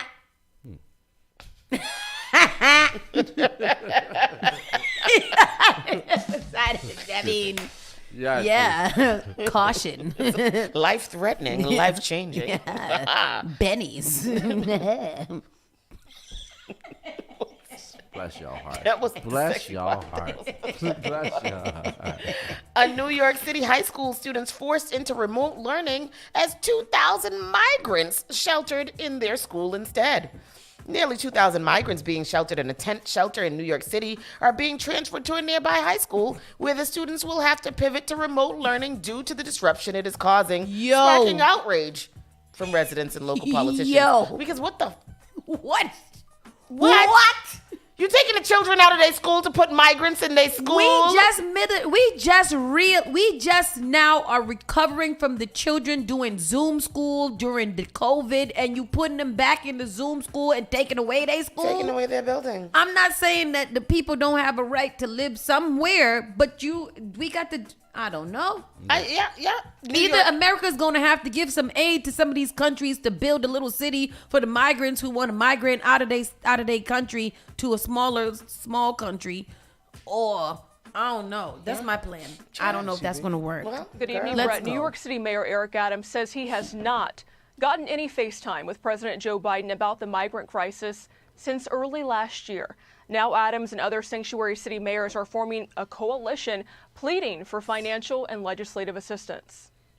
As temperatures drop in New York City, Chicago, Denver, and other impacted cities, we are calling for the federal declaration of emergency, financial support, and a national resettlement strategy. Today, the Democratic mayors of New York, Chicago, and Denver held a virtual meeting to discuss how they're trying to handle the influx of thousands of migrants as record numbers cross the southern border and head for their cities. Nearly 200 migrants arrived to the Big Apple Tuesday night from Texas after their flight to New York's JFK Airport was diverted to Philadelphia due to inclement weather. A spokesperson for the mayor's office calling it inhumane and saying Texas Governor Greg Abbott is treating humans like political pawns. Mayor Adams announced new guidelines and stricter penalties today for those bringing the busloads of migrants. Over in Chicago, Mayor Brandon Johnson is using the same tactic to slow the flow for what he calls, quote, rogue bus operators. The state is also paying $160 million from a fund to temporarily house migrants in hotels, with Chicago officials expecting at least 4 migrant buses to arrive in the city by Sunday. As buses continue to arrive in the city of Chicago and all over the country, the type of chaos that has been administered has left many of our local economies under a tremendous amount of duress. Governor Greg Abbott's office telling us, in part, his state will continue busing migrants to sanctuary cities until, quote, President Biden steps up and does his job to secure the border. Here in New York City, Brett, it is expected to cost $12 billion to shelter and feed migrants for 3 fiscal years. We just gave that to $12 billion. We just gave that to over there, Ukraine. Israel. Yeah. I mean Israel. Yeah, we just gave some of that. We gave all of that. Both of them. Yeah, we gave all of that to them. Yeah. We ain't got no more to give to ourselves because we just gave all of it away. Well, we don't got it, and that's why we're taking away the children's high school and putting people in there because that's wild. That's I don't know if that's okay. I'm not sure if that's okay. Epstein accuser claims she had sex with ex-Victoria's Secret CEO. And believe it. Yeah, I mean. Oh, is that him there? He's rather What is he? The crypt keeper? How old is he? He's rather aged. Les Wexner was Epstein's only confirmed client. One of the alleged victims of convicted sex offender Jeffrey Epstein claims she had sex multiple times with former CEO of Victoria's Secret's Lex Wexner, according to documents released on Tuesday. What's the oldest age that you think you could get it in with? That's a question for the audience. Like and for the y'all. not the oldest age that I would date, the oldest age that I think that I can actually have intercourse with. Yeah. Oh my. Oh me, oh my. What do people look like? Tell me who's... Well, this is what I'm saying. So we know that black don't crack, right? Yeah. So we know that there's some older black men who's fine. Yes, they are. And so... and so, you know, in that case, but what do you think, like knowingly? Knowingly, I probably wouldn't be able to go over, like, how old am I? 40? So probably like 55. This man here is fun. What is that? How old is he? I don't know, but this man is saying when your wife says that she's going to, that she's, I don't know, whoever, when women say that they're looking for an older man, this is the kind of older man that they're talking about. So I posted this question the other day, like, what is your youngest and what is your oldest age? What is your age and what is the youngest and what is the oldest that you would date? And I honestly, at my ripe old age of 46, I think I could swing it with a 60-year-old that's in good condition. Yeah, and in good condition. Yeah. Mint condition. But how old is Daddy? Daddy's 65. Oh, so I don't know if I 64. I'll date one of Daddy's friends. Yeah, I think not that I've thought of. No. I think I could retire at about 75. 75 years old. Tristan, what would you be doing? Just being a companion? You won't be doing stuff. Yes, you would. One joke, two joke. Them 75-year-olds be. I mean, you was telling us yesterday about homegirl. That's She's true. What? 60? How much? 68. Yeah. See, and he said, bring a poom poom over here, and she brought it. Her little boyfriend said, I'm gonna get that little poom poom, and I said, girl, yeah, and that nigga. Girl, that's my. I said, well, you know what? And they had a little meet cute, and they've got the cutest little relationship right now. I'd be jealous. But anyhow, I did put the story in the thing. Oh, so what you put it in? The one we had, but we weren't able to click on it. So you can click on it now. Okay. Oh, okay. So anyhow, so they said that somebody said that they was messing with this old man. She said that she was trafficked to Les Wexner. And had sex multiple times. This is the girl here. Virginia Giuffre. I wouldn't be able to have sex with him. No. Can you imagine all the pink and the skin and liver spots and varicose veins? It feels to me like it would be cold too. And moist.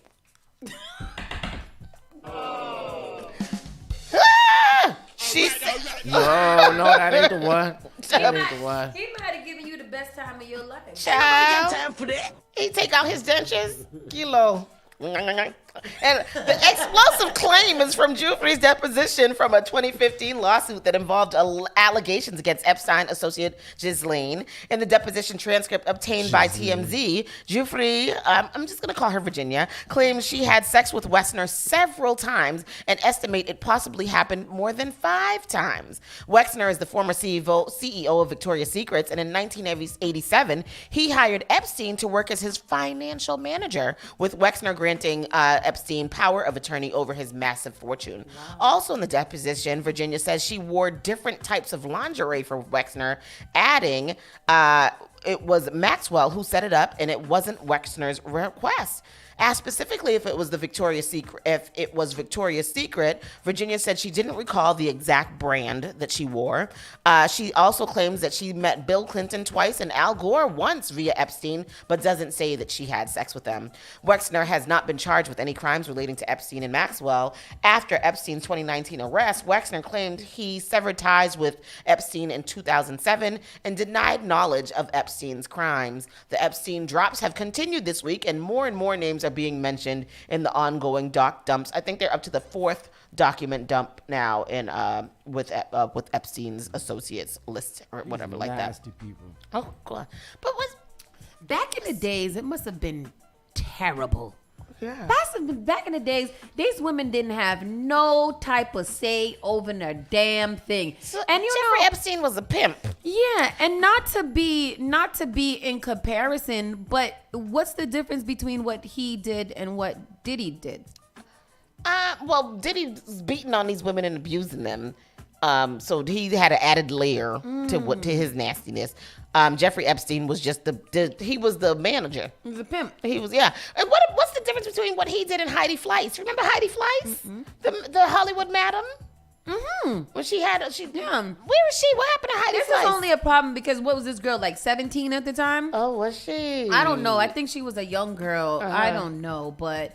You know, this is all just terrible, and I feel these things are still happening all the time because that list that came out with the Massachusetts brothels the other day, what's the difference between that list and what Epstein was doing? Ain't it just people buying and selling sex for people who didn't ask you to buy or sell their sex? Yeah. So was Jeffrey Epstein was trafficking these young girls, or was he was setting them up and like for me, it's the whole. He was a pimp. It's the whole. It's the whole. Shebang. Like, I'm gonna bring you a high class pimp too. Yeah. I'm gonna bring you around all of these very high class leaders and professional people all over the world, and you are gonna have sex with them, and we're gonna make a lot of money because these people have money. It's not like regular prostitution and trafficking. What was the movie or show that we were watching with something like that, where they had kidnapped the daughter and they had somebody's daughter, like a police officer's daughter, and they had her going and Taken. No, it wasn't Taken. It was something else. It was a little black girl. No, I don't I don't know what the show But is. Taken, that was the same thing because Mhm. they was kidnapping these girls and sticking them in brothels and drugging them up and having them Crazy. have sex with everybody. Everybody. There's a quote with Donald Trump saying how nice of a guy Epstein is and how he has nice parties with a lot of young girls. Yeah. But we now know that these young girls were from the age of like 14 to 16. Yep, disgusting. Donald Trump is a disgusting pervert. Nothing he does disgusting surprises me. In a $25 million settlement, North Carolina City is deeply remorseful for a man's wrongful conviction in prison. $25 million. Hate to hear it. Large for a man wrongfully convicted and imprisoned for 44 years. Ugh. Say he's reached a $25 million combined settlement with Central North Carolina City and the state of North Carolina. That's not enough. He should get $44 million at least. At the very least. Very least. The settlement, which ended a wrongful incarceration lawsuit filed by attorneys for Ronnie Wallace Long in 2021, also included a public written apology from the city of Concord for its role in his imprisonment. The city, located about 25 miles northeast of Charlotte, has agreed to pay $22 million of the settlement. We are deeply remorseful for the past wrongs that caused tremendous harm to Mr. Long, his family, friends, and our community. The city's statement read, while there are no measures to fully restore Mr. Long and his family all that was taken from them, through this agreement, we are doing everything in our power to right the wrongs and take responsibility. You cannot. You cannot. You cannot right the wrongs. You pretty much killed that man 40 years ago, and then because he somehow revived no. I don't even have anything to say to that. I don't have anything to say to that because this is $25 million is absolutely not enough. It's a slap in my face. You might as well just keep me in jail because this is how I spent the whole of my life has been in jail. Here goes the story. Yes, go ahead. Let's go go ahead. to this Yes, story. Go ahead. Look at this man. Oh, dude. We want to tell you about a startling development in a case we have been following of a North Carolina man sentenced to 80 years in prison for rape and burglary. 80 years for rape Ronnie and Long is his burglary? name. He has always said he was innocent, and he was suddenly released late last week after the state of North Carolina admitted it could no longer defend the case and asked the court to vacate his convictions. Only on CBS This Morning, Aaron Moriarty spoke to Long in his first TV sit-down interview since his release. 64-year-old Ronnie Long left a North Carolina prison last Thursday in sartorial style, thanks to friends and family waiting outside who never lost faith in his innocence. To be able to walk out them gates without being supervised. I love you, man. No doubt. It was breathtaking. When his lawyer, Duke University law professor Jamie Lau, first called with the news, Long couldn't quite believe it. He said, Jamie, is this real? Am I really going home? You serious? Okay, but now the state can't go back on their word. They got to stick to what they say. In fact, the state kept its word, finally ending Long's 44-year quest to clear his name. It began in May of 1976, when Long was accused of breaking into a home in Concord, North Carolina, and raping a 54-year-old white woman, Sarah Boss. Oh, there we go. Although there was no physical evidence tying Long to the crime, he was convicted by an all-white jury and given an 80-year sentence. 80 years. I feel as though the criminal justice system here in this state failed me. It was only after spending nearly 30 years in prison that Long learned that Concord police investigators had tested more than a dozen pieces of evidence and had hidden the results. Wow. That evidence, as Attorney Lau described in an interview last month, supported Long's innocence. Did the defense at trial know that there were 43 fingerprints found at the crime scene that didn't match Ronnie Long? They did not. Did the defense know that there had actually been a rape kit taken and evidence taken from the victim? They did not. Did the defense know that a hair that was found at the crime scene did not match Ronnie Long? They did not. But attorneys for the state argued that none of this would have changed the original verdict, and Long remained in prison despite 14 more growing years. protests and demands for his release. Justice delayed. They said that even if the defense knew that it wasn't going to change anything, so they had already decided to put this man in jail. Yep. I ain't got none but memories. But yet and still, you say the evidence that was collected in the case was immaterial. Until last week, when the Fourth Circuit U.S. Court of Appeals finally ruled that Long's rights had been violated by, quote, a troubling and striking pattern of deliberate police suppression of material evidence. The North Carolina Attorney General's office decided to no longer fight the case and asked for Long's release. We were with Long when he got more good news. We just got the dismissal from the Cabarrus County District Attorney's Office. You're clear entirely. That dismissal of all charges officially gives Long back his innocence I and got his the life. chills. He has a Yeah, lot me of Because too. how do you I- give him back his life? He's how old now? 68 He's years old. 68 years old. What life do you expect him to have? What's crazy in that story is they said that after he had already served 30 years is when they found the discovery that the discovery wasn't shared. Yeah. And he still served another 14 years after that. And now he's 68 years old.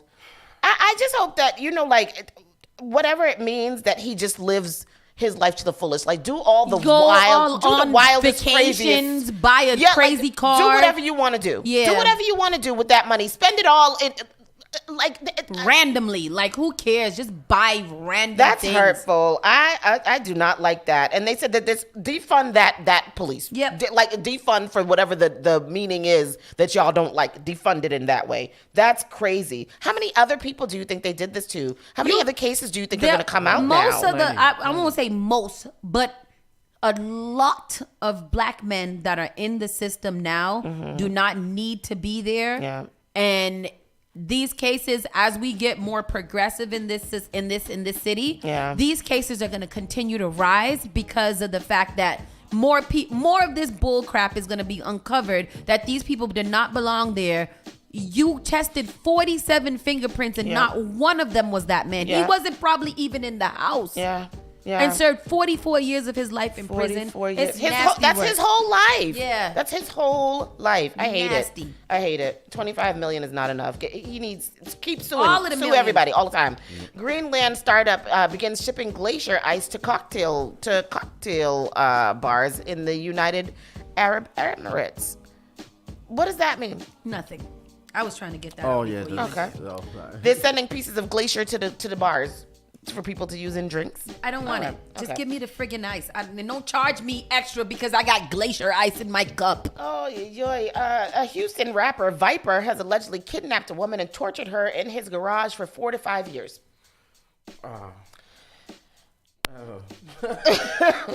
What?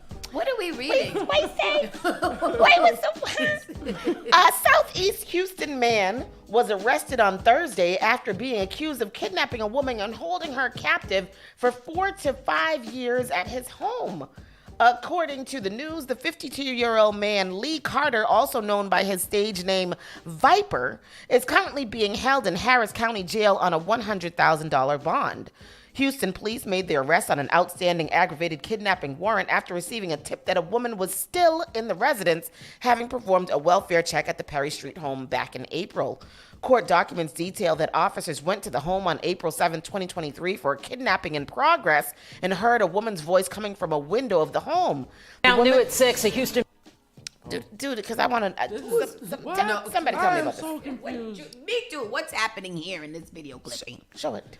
Let's play the audio before we play it. Now new at 6, a Houston man charged with kidnapping a woman and holding her against her will for 4 years. The alleged. I don't know what that is. Hold on, let me see if I can find Now new at 6, a Houston man... Leave him. I like him. Why would you do that to that video? I didn't see. I haven't seen it. He's rapping. He just... Is it Viper? No, I don't know who. I don't know what the... This sounds like hide your wife, hide your kids, because that's what happened then, right? Like they had found the kidnap video. No, that was And he impregnated bad. Cool. Something. He's a bad. No. Something. I remember that when they found out those 3 girls living in the house that the man had in prison, and the black man. What's his name? Charles something. Okay, here we go. Yeah. Here we go. We got a story. Let's go. Here's a clip. Here's the clip. The clip. Police I've have seen a new him before. problem. They can't No, find his the vipers. alleged victim of this not man, seeing Lee it. Carter. After our news team called with questions, officers rushed over and busted open the house in Southeast Houston. ABC 13's Pooja Lodi is live with the very latest. Pooja. Eric, Houston police say they've been trying to get in contact with this victim for 2 days now. They worry she could be in danger after being locked up in this home here behind me for years. We have also learned that the suspect is a well-known Houston rapper with a large social media following. Really? What your name is? Viper. Police move in, smashing through a window and opening a door. They're looking for a woman they believe had been locked up here for years. We were very concerned that there could have been somebody in there that needed immediate assistance. Inside, they found a dog, an empty mattress, and a deadbolt that closed from the outside. The TV was still on. The cops come banging on my door at one point, maybe almost a year ago now, claiming that someone had called from inside the house and was kidnapped or was not able to leave on her own. And right then, as the cops are standing at my door, a gal comes crawling out that window just there with the boards over it, just clawing her way out. Pregnant, 8 months. The man who owns the house, 52-year-old Lee Carter, was arrested at a nearby motel yesterday. The accusations against him are so concerning. A judge cleared the room today before reading aloud court documents and setting his bond at $100,000. Carter is accused of picking up a pregnant woman while she was panhandling in South Houston, then bringing her here. The woman told police Carter locked her up, raped her, and forced her to take drugs including pills and crack cocaine for 4 to 5 years. Court documents don't show if she ever gave birth, and if she did, what happened to the baby. Neighbors say they saw her sometimes. He would back his car up to the shop, load her up, and back up to the door of the front of the house so she could bathe. Houston police confirm receiving 8 calls for service to the house in the past year. The woman said police took her to the hospital multiple times, but she said the suspect would always later pick her up and bring her back to the home. In April, the woman messaged police for help through his laptop. When they arrived, they say she was filthy and weighed only about 70 pounds. Oh my gosh. Carter was gone. He's a real estate broker whose attorney today said is currently working on his Master's of Business Administration. It makes me sick as a human being. And I can tell you, as a police department, we are here for the citizens of Houston. We're here for the community, and we're here to make sure that this individual and her family. Who's a real estate broker? Viper. All right, Pooja, So this I did bizarre find story has Viper's so many questions, Instagram. including the Okay. biggest one right now. What are police And it's rather interesting. Why? It just, I don't know what it's just, he's a rapper. He be rapping. I'm not sure why he's got so much. I mean, this is some clips. Y'all know who it is. What is that, both nipples pairs? Coming at y'all now with that info on that y'all. Everybody hates Chrissy? It's dropping on September 29th. That's Friday at the Knicks. Look here, I want y'all to go online and download that because it is the next anticipated album I did. Oh, Viper. We got to go get that out. Is this it? Yep, that's him right there, Tristan. Viper the raper. Viper the what? It says Viper the rapper. Oh. But he the raper. He the raper. Well, I can't say it. Allegedly. The song that we were talking about was Dead Giveaway. I put it there in the thing. Dead Giveaway. That was Charles Ramsey when they found them 3 women kidnapped, and he did that interview. He got an album called "You Cowards Don't Even Smoke Crack." What you say? What? Read it again, Tristan. The people didn't hear you. Let me show the people. Viper, y'all cowards don't even smoke crack. And that's crazy because they said he was forcing the girl to do cocaine and pills and crack was crack. So in these cases, this is when the judge is gonna be like, no, we need to use rappers' lyrics against them. Yes. Because he clearly, I'm sure, that he has documented his kidnapping of this nice panhandler for a long time. But and, how old is he? Oh, old. Viper. One of his kill yourself. The pleasure of crack. Y'all cowards don't even smoke crack. 3. Oh, there's 2 other ones. All I need is the money. Mm-hmm. And he's a very great proponent of people smoking drugs. crack. Yeah, specifically crack. And he's working on his master's, they say. Working on his master's. Man is He diverse. has an album called "How to Make Crack and Influence Woman. Influence Women." The first and still the best book of its kind to lead you to success. How to Make Crack and Influence Women. And with that said, we're going to go to a quick commercial break, and we'll be right back with our entertainment news right after these messages. But we proceed on because the war is still going on. Yep. Let's start with the big question. The all-new Spark FM. JP Morgan Chase is making a global commitment to break down barriers to drive inclusive economic growth all over the world. We believe there is a pressing need to help more people move up the economic ladder. That is why we are investing in communities and people to create an economy that works for all, because no community should be left behind. Right here in Boston, we're focusing that work in Dorchester, Roxbury, and Mattapan, among other neighborhoods, on improving financial health. These efforts aim to address the key drivers of the racial wealth divide head-on. We're here to empower individuals, families, and small businesses by connecting them to the tools that build generational wealth and a long-lasting legacy. Chase is investing in Boston. Chase is investing in you. Visit us at the Mattapan branch at 1617 Blue Hill Avenue, where the team is waiting to help. Want to give your baby a head start? Get the best protection against flu and COVID-19. Because their immune system isn't fully developed at birth, babies need additional protection. When you get vaccinated while pregnant, it can keep you and your baby from getting sick. As they get older, this can result in more time in school and daycare for them and more productive time at work for you. Vaccines are safe and effective for children as they grow. No matter where you are on your pregnancy journey, flu and COVID vaccines can boost your and your baby's natural defenses and protect your family. Stay up to date with your vaccines. Stay healthy. Talk with your trusted healthcare provider today. Brought to you by the Boston Public Health. Finally Home is a must-read step-by-step guide that will equip any first-time homebuyer with the knowledge they need to confidently make informed decisions.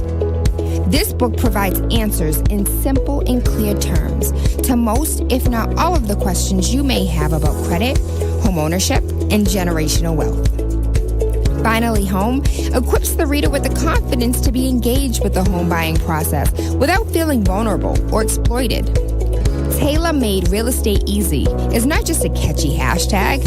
It is real estate agent and radio personality Taylor Andre's goal. A goal to simplify one of the most challenging processes you will go through as an adult.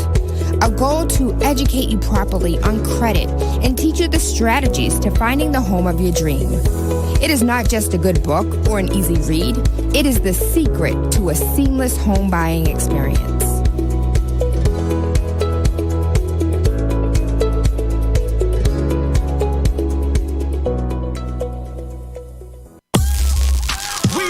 Boston's new home for urban Caribbean music. Spark FM. Spark FM. Playing all your favorite hits from reggae. Spark FM. If you know man swear the way you are gonna see your million. We got to go long just like the Amas. Spark FM. I know that life is not easy. No say we are for winning. Walk with the camera like Jesus. Soca. Hip hop. Yeah, we on and we going crazy. R&B. You could do damage. You could do damage. Afrobeats. and much more. Spark FM. Spark FM.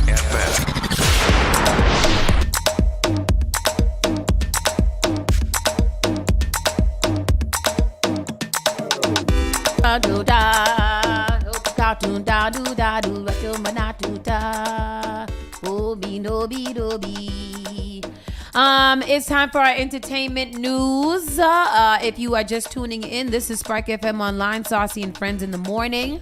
We just got through our around the way news and our local and global news, and now it's time to get into the entertainment report to find out what's going on with all of your favorite celebrities and those folks over there, those people.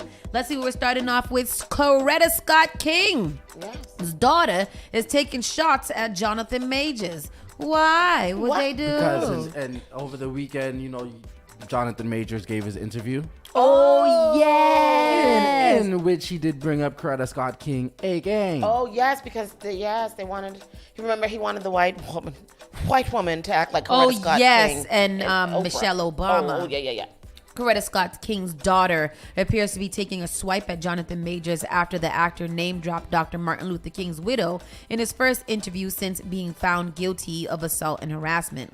Dr. Bernice King Coretta and MLK's youngest daughter seemingly slammed Jonathan in a social media post Tuesday saying, "My mother wasn't a prop." Remember, Jonathan's assault trial included audio of him telling his ex-girlfriend Grace Jabari that the one he was convicted of assaulting and harassing to be more like Coretta and Michelle Obama, while declaring, "I'm a great man."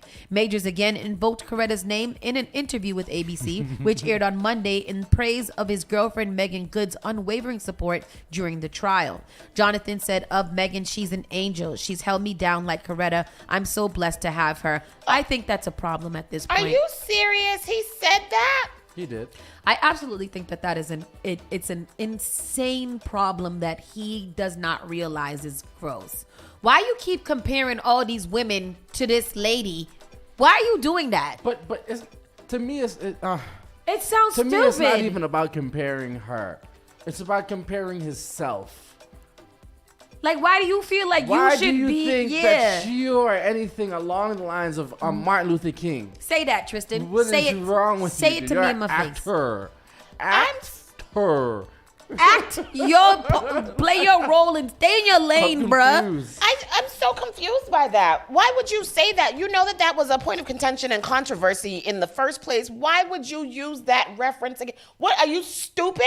Yes. Like you're literally stupid. And as Megan Good, she should reevaluate their whole relationship because I think this is still a rebound situation for Megan. She came from the pastor who didn't want to have sex with her until they was married. And allegedly. To this bad boy. Like this bad boy actor. I don't know. I didn't know that black women do this. I thought that we'd be like, you got too much going on right now. Talk to me after you've signed. So Jonathan, there's been a ton of backlash online about Jonathan using Coretta's name once again. And while Bernice is not calling him out by name, it seems pretty clear he's who she's targeting here. Bernice says her mother was a peace advocate before she met my father and was instrumental in him speaking out against the Vietnam War. Please understand, my mama was a force. The timing of the supposed beef is noteworthy too. The next Monday, the nation will observe Martin Luther King Day. I just feel like it's in poor taste for him to keep saying this. Absolutely it is. If you wanted them, you should probably be with them. You should just, I think that it would have came off more genuine if he would have been like, yo, she held me down. She was there every day and whatever. Shit, like Coretta? Was he trying to be funny? I don't know. I don't. Black men went down 100,000 points after this interview. John, please stop. No, I agree with you, Steven, because seriously. Seriously. Yeah. You're making me mad. We don't want him. No. As a representative of the black delegation, we don't want him. And Megan got to go too if she's going to stand by him. I was really trying to be supportive of this man, but he keep pissing me off, and I don't like to be pissed off. Me either. Don't do things to make me angry. Yeah. That's not Y'all nice. think Megan get a little scared for her life? I don't know. Let me tell you something. All right. I mean, You seem a little tired. He's very tired. A little bit. Like he's one of them people who should definitely just shut up and be fine. And that's subjective. But can I ask y'all, why y'all think he look good? Why y'all think he look good for?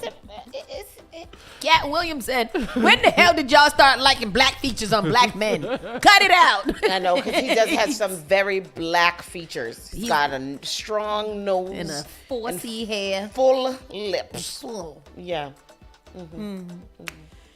Leave that there. And a broad shoulder and a Strapping strong back. arms and a nice back. He looked nice from the back. I love when a man looks nice from the back. Kevin Hart, hope Cat's tour with my ex kills. No hate in my heart. Kevin Hart is wishing his ex-wife and Cat Williams well as they prepare to hit the road together, which is about the nicest thing he could say considering the team up there. What is happening? So Tori Hart is going on tour with Cat Williams. Why? Let's hear from Mr. Hart. A lot of people were saying that Cat was trying to downplay your accomplishments. What to you is the driving force behind your success? My success is my success. I want everybody to win. I love everybody. I love that. Once again, your ex-wife is going on tour with Cat. I want everybody to win. I hope the tour is great. I love that. So you are supportive of her. Thank you, Mr. Hart. I appreciate you. What is their? They don't have a great relationship, right? Remember, she was on Yeah. one of those Hollywood Wives or something like that. She don't like him. I don't think they don't do. The other funny part of that was funny because we're talking about comedians. In Kat interview as well, when she posted the announcement, she posted the part of the interview where he says, "I've never put on a comedian that wasn't funnier than me," and then dropped the fact that she would be going on tour. To make it, to emphasize the fact that Kat believes that she is funny and that he's on tour with her. I honestly didn't know that she was a comedian. Yeah, me either. I was gonna say she's a comedian. When did she become that? When did she become a comedian? I didn't know she was. And her name is Tori Hart, right? Tori Hart, yeah. So I'm pretty sure that she's riding off of that last name. 100%. Yeah, that's crazy. And that's why I ain't letting nobody fucking. I don't know. Have your last name? Well, This what you is said is crazy. It's the most common one. yours can't count because that's everybody's last name. So it's too late. You most likely going to meet a wife that already got that name. I met a guy the other day and that was his last name. And I was like, oh, that's my last name too. And he was like, so we don't even got to do no paperwork. True. We ain't even. She definitely is a comedian though. Yep, she definitely. Do y'all have any clips of her being funny? Yeah, but I did some clips here. Let's do a 55 second. Let's see if she's funny. This is Tori Hart. We are going to see if she's a funny comedian. And from there, we'll make our decisions. Because we do our due diligence first. All right. First. All right, ladies and gentlemen. Here is, go ahead, announcer. Tori Hart. Here we go. And... You know what I'm saying? Because getting married at 23, I ain't go to college. I didn't get a chance to be a hoe and do all that shit. Beep.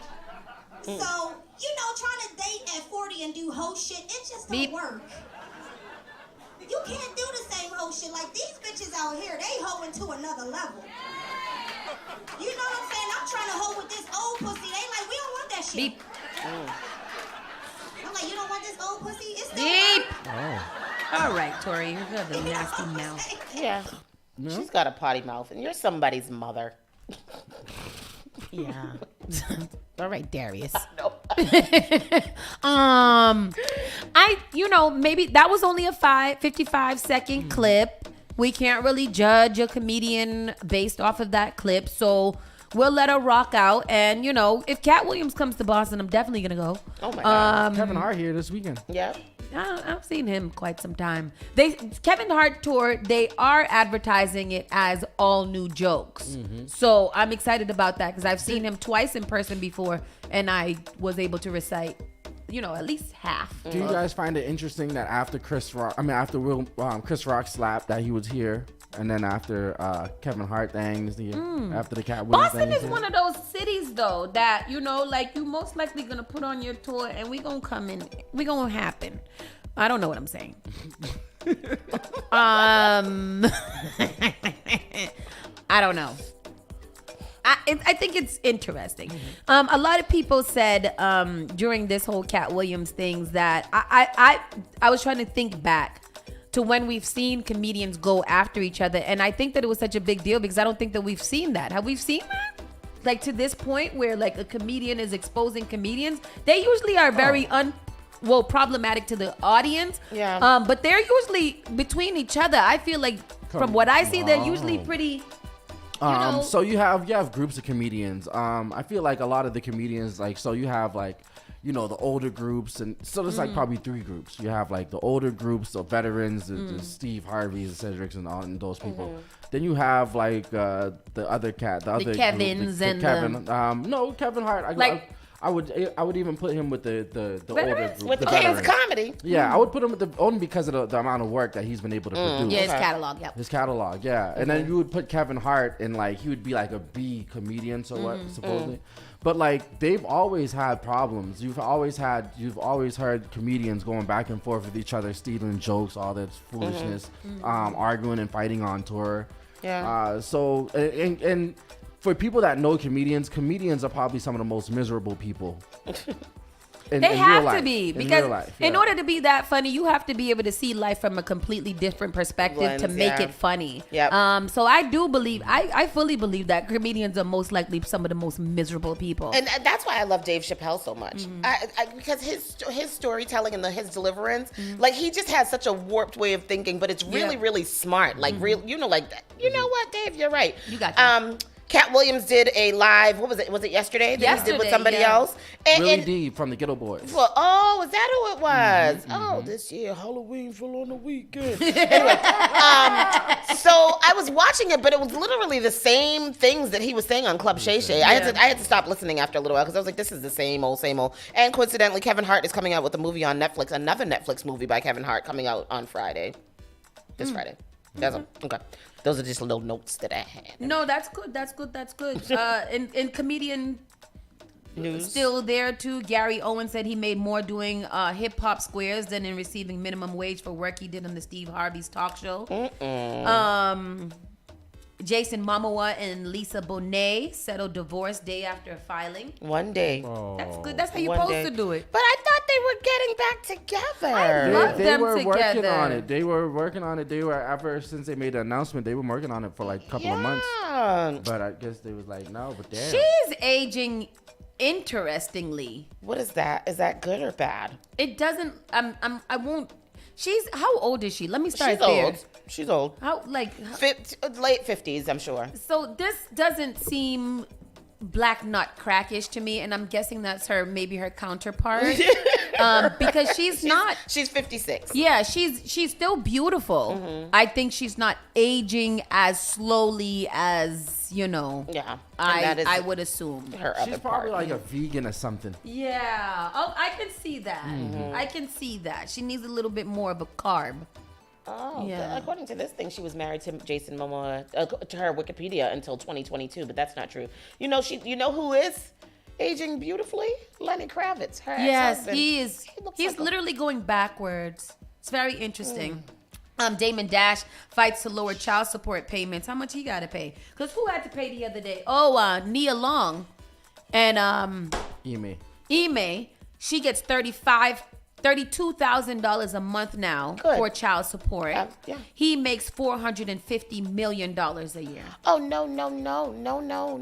What's 32? What's how it's much only like 2% of his thing. I think that they calculate on 4%. Ime Udoka Make $500,000. $500,000. $500 million. $500,000. He makes how much? $500,000 $450,000. $450,000. $500,000. Yeah. I think it's good. Yeah, that's not bad. Yeah, because I think that $32,000. What does that equal out to she making per year? A $300. $300,000? Yeah, easy. Oh, okay, all right. Yeah, that's good for just child support. Wait, that's a lot of his money that he makes a year. How much is he making? $450,000. He's only giving her 32,000 a year. 32,000. No, a month. A month. Yeah. So what's 32,000 per month times 12 months? That'll be about 300,000. 32, 1, 2, 3. 384,000. How much? 384. So if he's making 450, she's getting a lot of his money. No, then it's something. Maybe he gets that a month. It's something that's not a lot of money for him. Oh, how you doing, because you said 2%. So that's $384,000 she's getting per year. Snyder said the Celtics still owe him $5 million. They still owe him $5 million? Me too. I got to go be a basketball coach. I get to do something. So let's see. 32. Let me get into that story. Nia Long was recently awarded $32,000 per month in child support from Ime Udoka, but the stunning star could have received more. In court documents secured by the blast, the 53-year-old cut her former flame a break in the child support agreement for their son. Kaz, Nia reportedly could have received an additional $24,000 from the Houston Rockets coach, but agreed at a lower amount. Oh, $28 million contract, 4 years. In the stellar settlement led by acclaimed attorney Samantha Spector. Oh, Samantha Spector, she's lit. Ime's disposable. You're thinking of Harvey Specter. Oh, am I? Oh. I was like, that is a good lawyer. That is the top. So, sorry, my bad. He makes $465,804 per the month. Oh. What? Per month? Per the effing month of the year. Wow. Are you kidding me? Whoa. So per month, and since their 12-year-old resides with Nia 95% of the time, the child support calculates to approximately $56,389. But she settled on a cheaper amount. And that's something else that you black men need to realize too. Not all these black women out here need your little coin. I do. She gave that man a break. She's still getting $32,000 a month. That's more than people make a year. Yes, and is she no, the other boy is too old to be getting for the father to be paying child support. And the father probably still takes care of the he other still boy. takes care of him, and Nia's still working. Yeah. Wow, that's a life, man. Yeah. Ime is required to submit written notice to Long via email and plan for all visitations at least 10 days in advance. Those kind of parts I don't like. Who else we got to talk about? Tall dude and Tiana Taylor. Iman Shumpert and Tiana Taylor. What the F is going on there? Oh no, what the y'all! F? We got to get into the damn tea today. Oh, Iman no. Shumpert. He's on drugs? No, she says that. No, she said he get a little drunk sometimes. He have nice time. And negligent. She be scared. Mm-hmm. Oh, so Tiana Taylor's Iman's a bad boy. He's high while caring for our kids. Who ain't? Tiana Taylor says Iman Shumpert ignores the safety of their children when they're in his care, accusing him of smoking weed and being under the influence when he's with them. The singer takes some shots at the former NBA's parenting skill in new legal documents from their nasty divorce, and Tiana's not pulling any punches. Mm-hmm. According to the documents obtained by TMZ, Tiana Taylor claims Iman consistently fails to properly care for their two kiddos, accusing him of failing to feed them despite being in the family home. Mm-hmm. What's more, Tiana says Iman smokes marijuana around the kids and is sometimes under the influence when caring for them. Yeah. In one instance, I don't know. Oh, I tell you. In one instance, Tiana claims Iman put the kids in a rideshare in Chicago and had them dropped off at the United Center alone while he had a private driver take him to the arena. Add it all up, and Tiana claims Iman consistently demonstrates a clear disregard for the safety of their minor children. As we first told you, Iman denied Tiana's claim that he had made her feel endangered while she was with him, and now she's saying he's putting their kids in danger, and I don't like any of this. I don't like it either.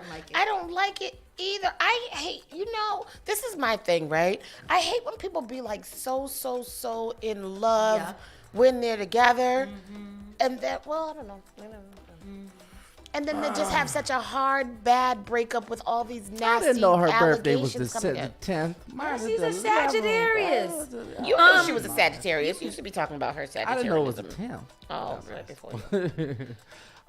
Yeah. Oh, well. And I didn't know that Keefe D was out on bail either. He's on bail? Yes. I For thought he couldn't afford $750,000. $750,000. He I don't know. The man cops say is responsible for Tupac Shakur's death can walk out of jail today as he waits for his criminal trial to get going, but only if they can come up with a hell of a lot of money. Oh, he ain't out. He just got his bail He set. couldn't even find himself a lawyer. Dwayne Davis, a.k.a. Keefe D, was in courthouse in Vegas through Tuesday for a hearing on his potential release on bail pending his criminal trial. While his legal team was arguing before a judge that their client wasn't a danger to society, nor was he a flight risk, if they agreed to cut him loose for lockup until the trial. Keefe D needs to stay his ass right there because he worked really, really hard to go to jail. So he should just kind of just sit there for a little bit. And not only that, they asked him, you spoke so much on them damn platforms. They asked him, if you go to jail, what do you think? Yeah. He said he was all set. He said he was prepared. He said he's lived his life. He's sown his oats. So he's ready. So let him sit there. He ain't gonna come up with $750,000 anyways. And what is Keefe D's point? Call him Peefy. Whatever, Beefy D, whatever the name. Whatever. Prince's Purple Rain to become a Broadway musical. Oh wow, that's interesting. It's gonna be sold out. That is a musical I would watch. Bro, ain't nobody gonna be able to go see it because them tickets are gonna be sell out immediately. My boy should play Prince. Who? My boy, my boy. I just wish they would Sweeney change Todd. the white girl for a black girl. Apollonia. Apollonia is white? In the movie. There's a girl named in the movie. She's a light-skinned black woman. She's a very light-skinned black woman, but she's definitely not white. The girl he was in love with? Google it. In the meantime, Stefflon. Oh. Google it. In the meantime, Stefflon Don says Jada Kingdom is a dead gal walking and Jamaica's biggest disgrace and second diss track. She put out her obituary. She did. This is war class. This is war culture. This is what it looks like. Yeah. This is exactly what it looks like. So if anybody has ever been to a clash or somebody had to point out to me the other day, big shout out to Big Silence. Apollonia wasn't. She was like something like Latina or something. Yes. Right. So back to Jada Kingdom. After initially releasing Subliminal's UK dancehall artist Stefflon Don has launched a full-out attack on Jada Kingdom. Despite still insisting that her initial song preview was not about Jada Kingdom, Stefflon Don returned early Wednesday with more insulting lyrics about the East Side Queen. As Jada Kingdom did with regards to pulling others around Stefflon Don into the conflict, Stefflon Don did the same in this latest release, calling out Jada for getting pregnant by a 17-year-old, trying to get with her gay friend, getting peed on by such men, amongst allegations. According to Stefflon Don, Jada Kingdom is the biggest disgrace to Jamaica because of her seemingly promiscuous lifestyle, which is something Jada earlier talked about, outlining the difference with her is that her relationships are always in the media. Jada went on to state that her body count is under 10 while she's still at 25, and it should be because you're only 25. Some lyrics, ya is a dead gal walking, me na beat round bush, will buck ya pan the main and show the world how me ballin'. I just want somebody to write it in English for me. Jada, you're a traitor.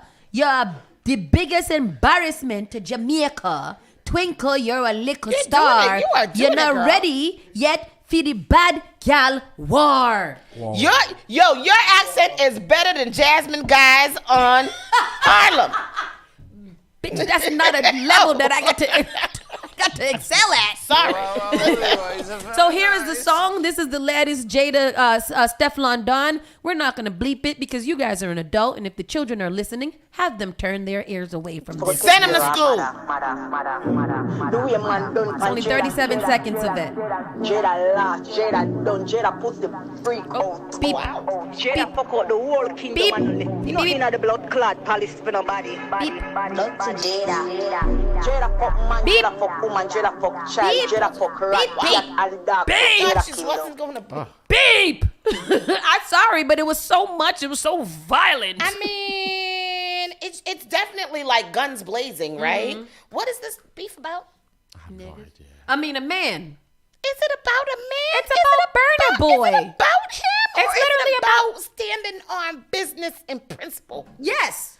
But it's about a man. But it's foolishness. If it's about a man, it's foolishness. So- It's entertaining. So we had that same whatever, and somebody pointed out to me that one of the biggest wars and clashes in dancehall history was Beanie Man and Bounty Killer over D'Angel. Remember that? That was literally over a woman too, and they went all the way to Sting to mash up Sting there. So this is just clash. It's simple clash. I don't even know if they're even mad at each other at this point. I think that it's just clashing. This is the last thing that dance hall needed right now when dance hall is suffering. You can't say that if this is clash. Is it the last thing that dance hall needed, or is it what dance hall needed? It's the last thing that dance hall needed. But because why? the powers that Bobby, be- weigh in, Mr. Reggae Takeover. The powers that be have no concern. I'm talking about the labels overseas. The people that book these people have no concern when it comes to this. They just had Sting, the first Sting of the year, at the end of the year with, which ended disaster. It ended disastrous. You know, so What? Not even ended disastrous. It was disastrous from the beginning. Go ahead, Bobby. Tristan finish because for these two women to be doing this right now at this point in time in dance hall is very petty. Dance hall needs them to come together. These artists need to work together to get dance hall where it needs to be. Right now, they're hurting the genre. But are we being realistic with that? I think we are. I think what Tristan is saying is real because dance hall right now is falling to Afrobeat. It's falling to soca. It's falling to everything. So a clash right now with those two really isn't needed. We need the big boys. We need dance music. We need that type of culture's changed. But let me ask you, who's doing it? Yeah. Who's going? I'm being very serious. I'm not saying that you guys are wrong. I'm not trying to debate here. Oh, absolutely. That's what we need. However, who's doing it? I'm really big on all of the ideas. Okay. Like that's my big thing for 2024. Right. Everybody got an idea of what we should be doing. Right. Unless somebody actually does it, it's not going to happen. So this, to me, seems like what Clash is all about. When you go to these clashes, hold on. When you go to these. Yes, so these are they're in the dance hall culture clashing. So what is different about this? Unfortunately, Caribbean music has been on decline for the last maybe 5-6 years. That is a fact. And this is not going to make it or break it because it's already broken. Give me a second. Go ahead. All I'm saying is Clash is cultural. It's only us that care about it. The powers that be, though, the masses who want to listen and party and enjoy the music, they don't care anything about this. Only the culture. You don't think that these tunes are gonna be no, I don't think they don't have no longevity. But We have no longevity. Exactly what you guys are saying. These tunes won't even be recognized. Exactly. So this clash is not breaking or making reggae and dancehall. It is literally giving us something. There are people paying attention to dancehall and reggae for the first time because two of the pretty bitches are fighting against each other. That's what I'm saying when it doesn't matter what it's doing because it's broken. You can't break more something that's broken. Because they're watching it and laughing at them doesn't mean that they're giving any money, buying any tickets to any of the shows. Tristan, nobody said that. And you go to a clash in K's, who's going besides the people that want to see it? You said it has eyes on it. Yes, it does because both of them have those eyes aren't necessarily positive. I'm not saying it. I'm not saying it does. I'm not saying it does. Devil's advocate. But this is the first time, most likely, besides like those bigger wars and stuff like that, that people are actually even looking at us. Okay, I see what you're saying. They're not even. I'm not saying that it's doing something good or bad. And you guys know in this entertainment industry, they'll be quick to tell you good or bad promotion is good for somebody who is looking for visibility. It doesn't matter. I'm not talking about this like the whole Jada thing. Is it going to bring dance hall together? Only people who want to bring dance hall together is going to bring dance hall together, and that's artists. And if artists feel like right now they don't want to do that and they want to clash, let them clash because y'all gonna pay tickets to go to a clash if they was in Astoria down there in New York. Everybody would pay tickets to go listen to Jada and Stefflon clash. So let's not say it's not bringing no money because they're influencers and it's bringing up. I can say that. It's not bringing them no bread. With $4.5 million in bad visibility, it's definitely bringing you bread from the powers that be. Okay. Yeah, and I think especially in the case of Stefflon, with the things that she's been coming out with, I think it's definitely going to generate a lot of attention to her. And I don't know maybe if they, not to the dance hall do they culture. do record sales? It's bringing attention to them. It's not bringing the necessary attention to the culture. If I'm not looking if I'm looking to elevate myself, this is amazing for me right now. I think this is amazing for me. It's As an okay, influencer, Jada. As an influencer, again, we can take it to Jada. Jada, both Jada Pinkett and whatever. Sold the book, yeah.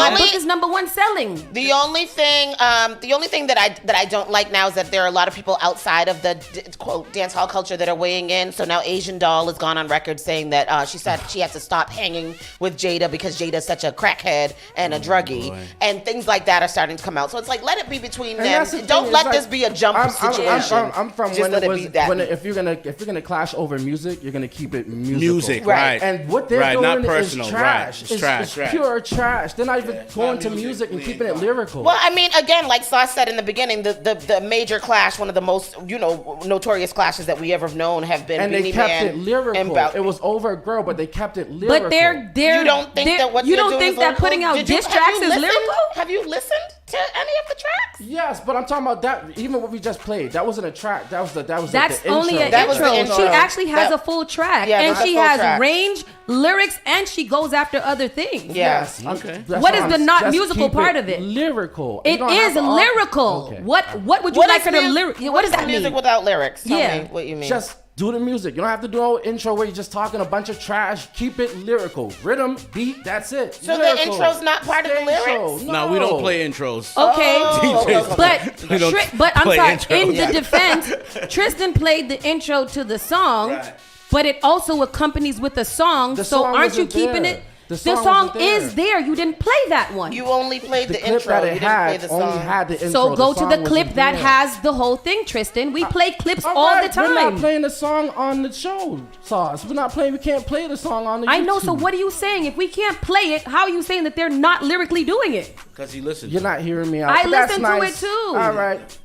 You can't cut off the show. Right. You I can't didn't do say the it. show's- I said all right. All right. Yeah. I'm just saying. He conceded, so. This- I ain't trying to. He I ain't trying to argue. He conceded, so. I mean, not trying to diss argue. track for diss track, you can't make a diss track without having a song. There's no so I'm not longevity. really. There's going to be no longevity. And I don't think that there tag. is. Yeah. I don't think that there is. And I don't think they're doing it for longevity. I think it's Right, very it's much for the hyped now. for right now. It's for the build, right. Yeah. I'm with it. But anyways, it's a I love clash, that. and This I is love great. it. I Yeah. think it's dope. You guys for just them. clashed. I It love doesn't it. affect me. It's very I'm joking, entertaining. I'm You know what I Controversy mean? sells, bro. It's gonna sell regardless. Yeah, whatever. and that's what it is. It's very gonna sell, entertaining, yeah. and I think a lot of people are tuning into it. A lot of people are like, "What's next?" They're ranking, Stefflon 2, Jada 1, What's next? Looking forward. Hopefully and they can keep it going. Yeah. That will show But see, longevity. that's what They I'm can keep it saying. going. Like, if it keeps it going, because Stefflon came out with a full. This is her second track now. Yeah. And this second one, I think, was a lot better than the first one. Okay. So if we're going to war over lyricism, Stefflon is definitely coming at her with lyrics. Yeah. And who Okay. knew of Stefflon Don or who knew of Stefflon Don for the most part outside of the culture? Right. Stefflon is right. way bigger than Jada. Nobody knows like- Jada. no- Stefflon's been around for a Yeah, long time. Stefflon. Yeah. But us. But I think that now the world No, is paying she's attention. Stefflon to is it. a crossover She's artist heard too. me, Yeah. French No, Montana. She's a crossover. She's- She Yeah. is. I think Stefflon's been what around. I'm What are you trying to say is just was she worldly popular? Like, okay, because I didn't. Yeah, I she's didn't know. more You worldly didn't know. popular. No, I didn't. Right. Yeah, I didn't. she's more worldly popular than people are probably tuning into this because of Stefflon is in it instead of Jada being it because she's Okay. the most like world. She's British, she's English, and Yeah. she is crossover with so those all things. I knew of Stefflon was got a new Stefflon girlfriend is when she came out almost- with that song. No, So she was out before that? because we were gonna book her last year too. Oh, really? So Okay. yeah, that's But she how was big out she is. so you got a new Yeah, she's been out for like She's 4 probably years. got like 4 or maybe 5 5 years. albums Oh, and stuff really? like that. Oh. Yeah. Yeah, she goes hard. Did not know that. Okay. Cool. Yeah. Thanks. All right. Well, I love her. The I love Boasty, her. the song Boasty and all that, you know all that. I know she was on Boasty, but I'm saying that's when I first heard of her was she came out with Got a New Girlfriend, and then she was on Boasty, and those are the only two things that I know of her. Oh, no, but I will encourage anybody out there. there. Oh no, shot. Yeah, something. I will encourage anybody out there. Like if you're listening to the conversation, even you, Tony, go listen to her album. Yeah, it's I one will. of those albums that you can actually listen from top to bottom. Yeah, and it's lit. I will because like I mean I love the way she looks, so that got me already. All right, people, we got to go. Bobby Steels is up next on the Bobby Steels Show. Make sure you keep it locked right here to Spark FM Online, #1 for urban and Caribbean music. Bye. See you tomorrow. You're listening to Saucy and Friends in the morning with Miss Hot Sauce, Miss Tony, and Rockstone Triz. The only thing that does matter is great music, and you will find it here. The all-new Spark FM. Did you know that you can now get a standard Massachusetts driver's license regardless of your immigration status? To get help with your application, a list of all required documents, and nearby appointment scheduling, visit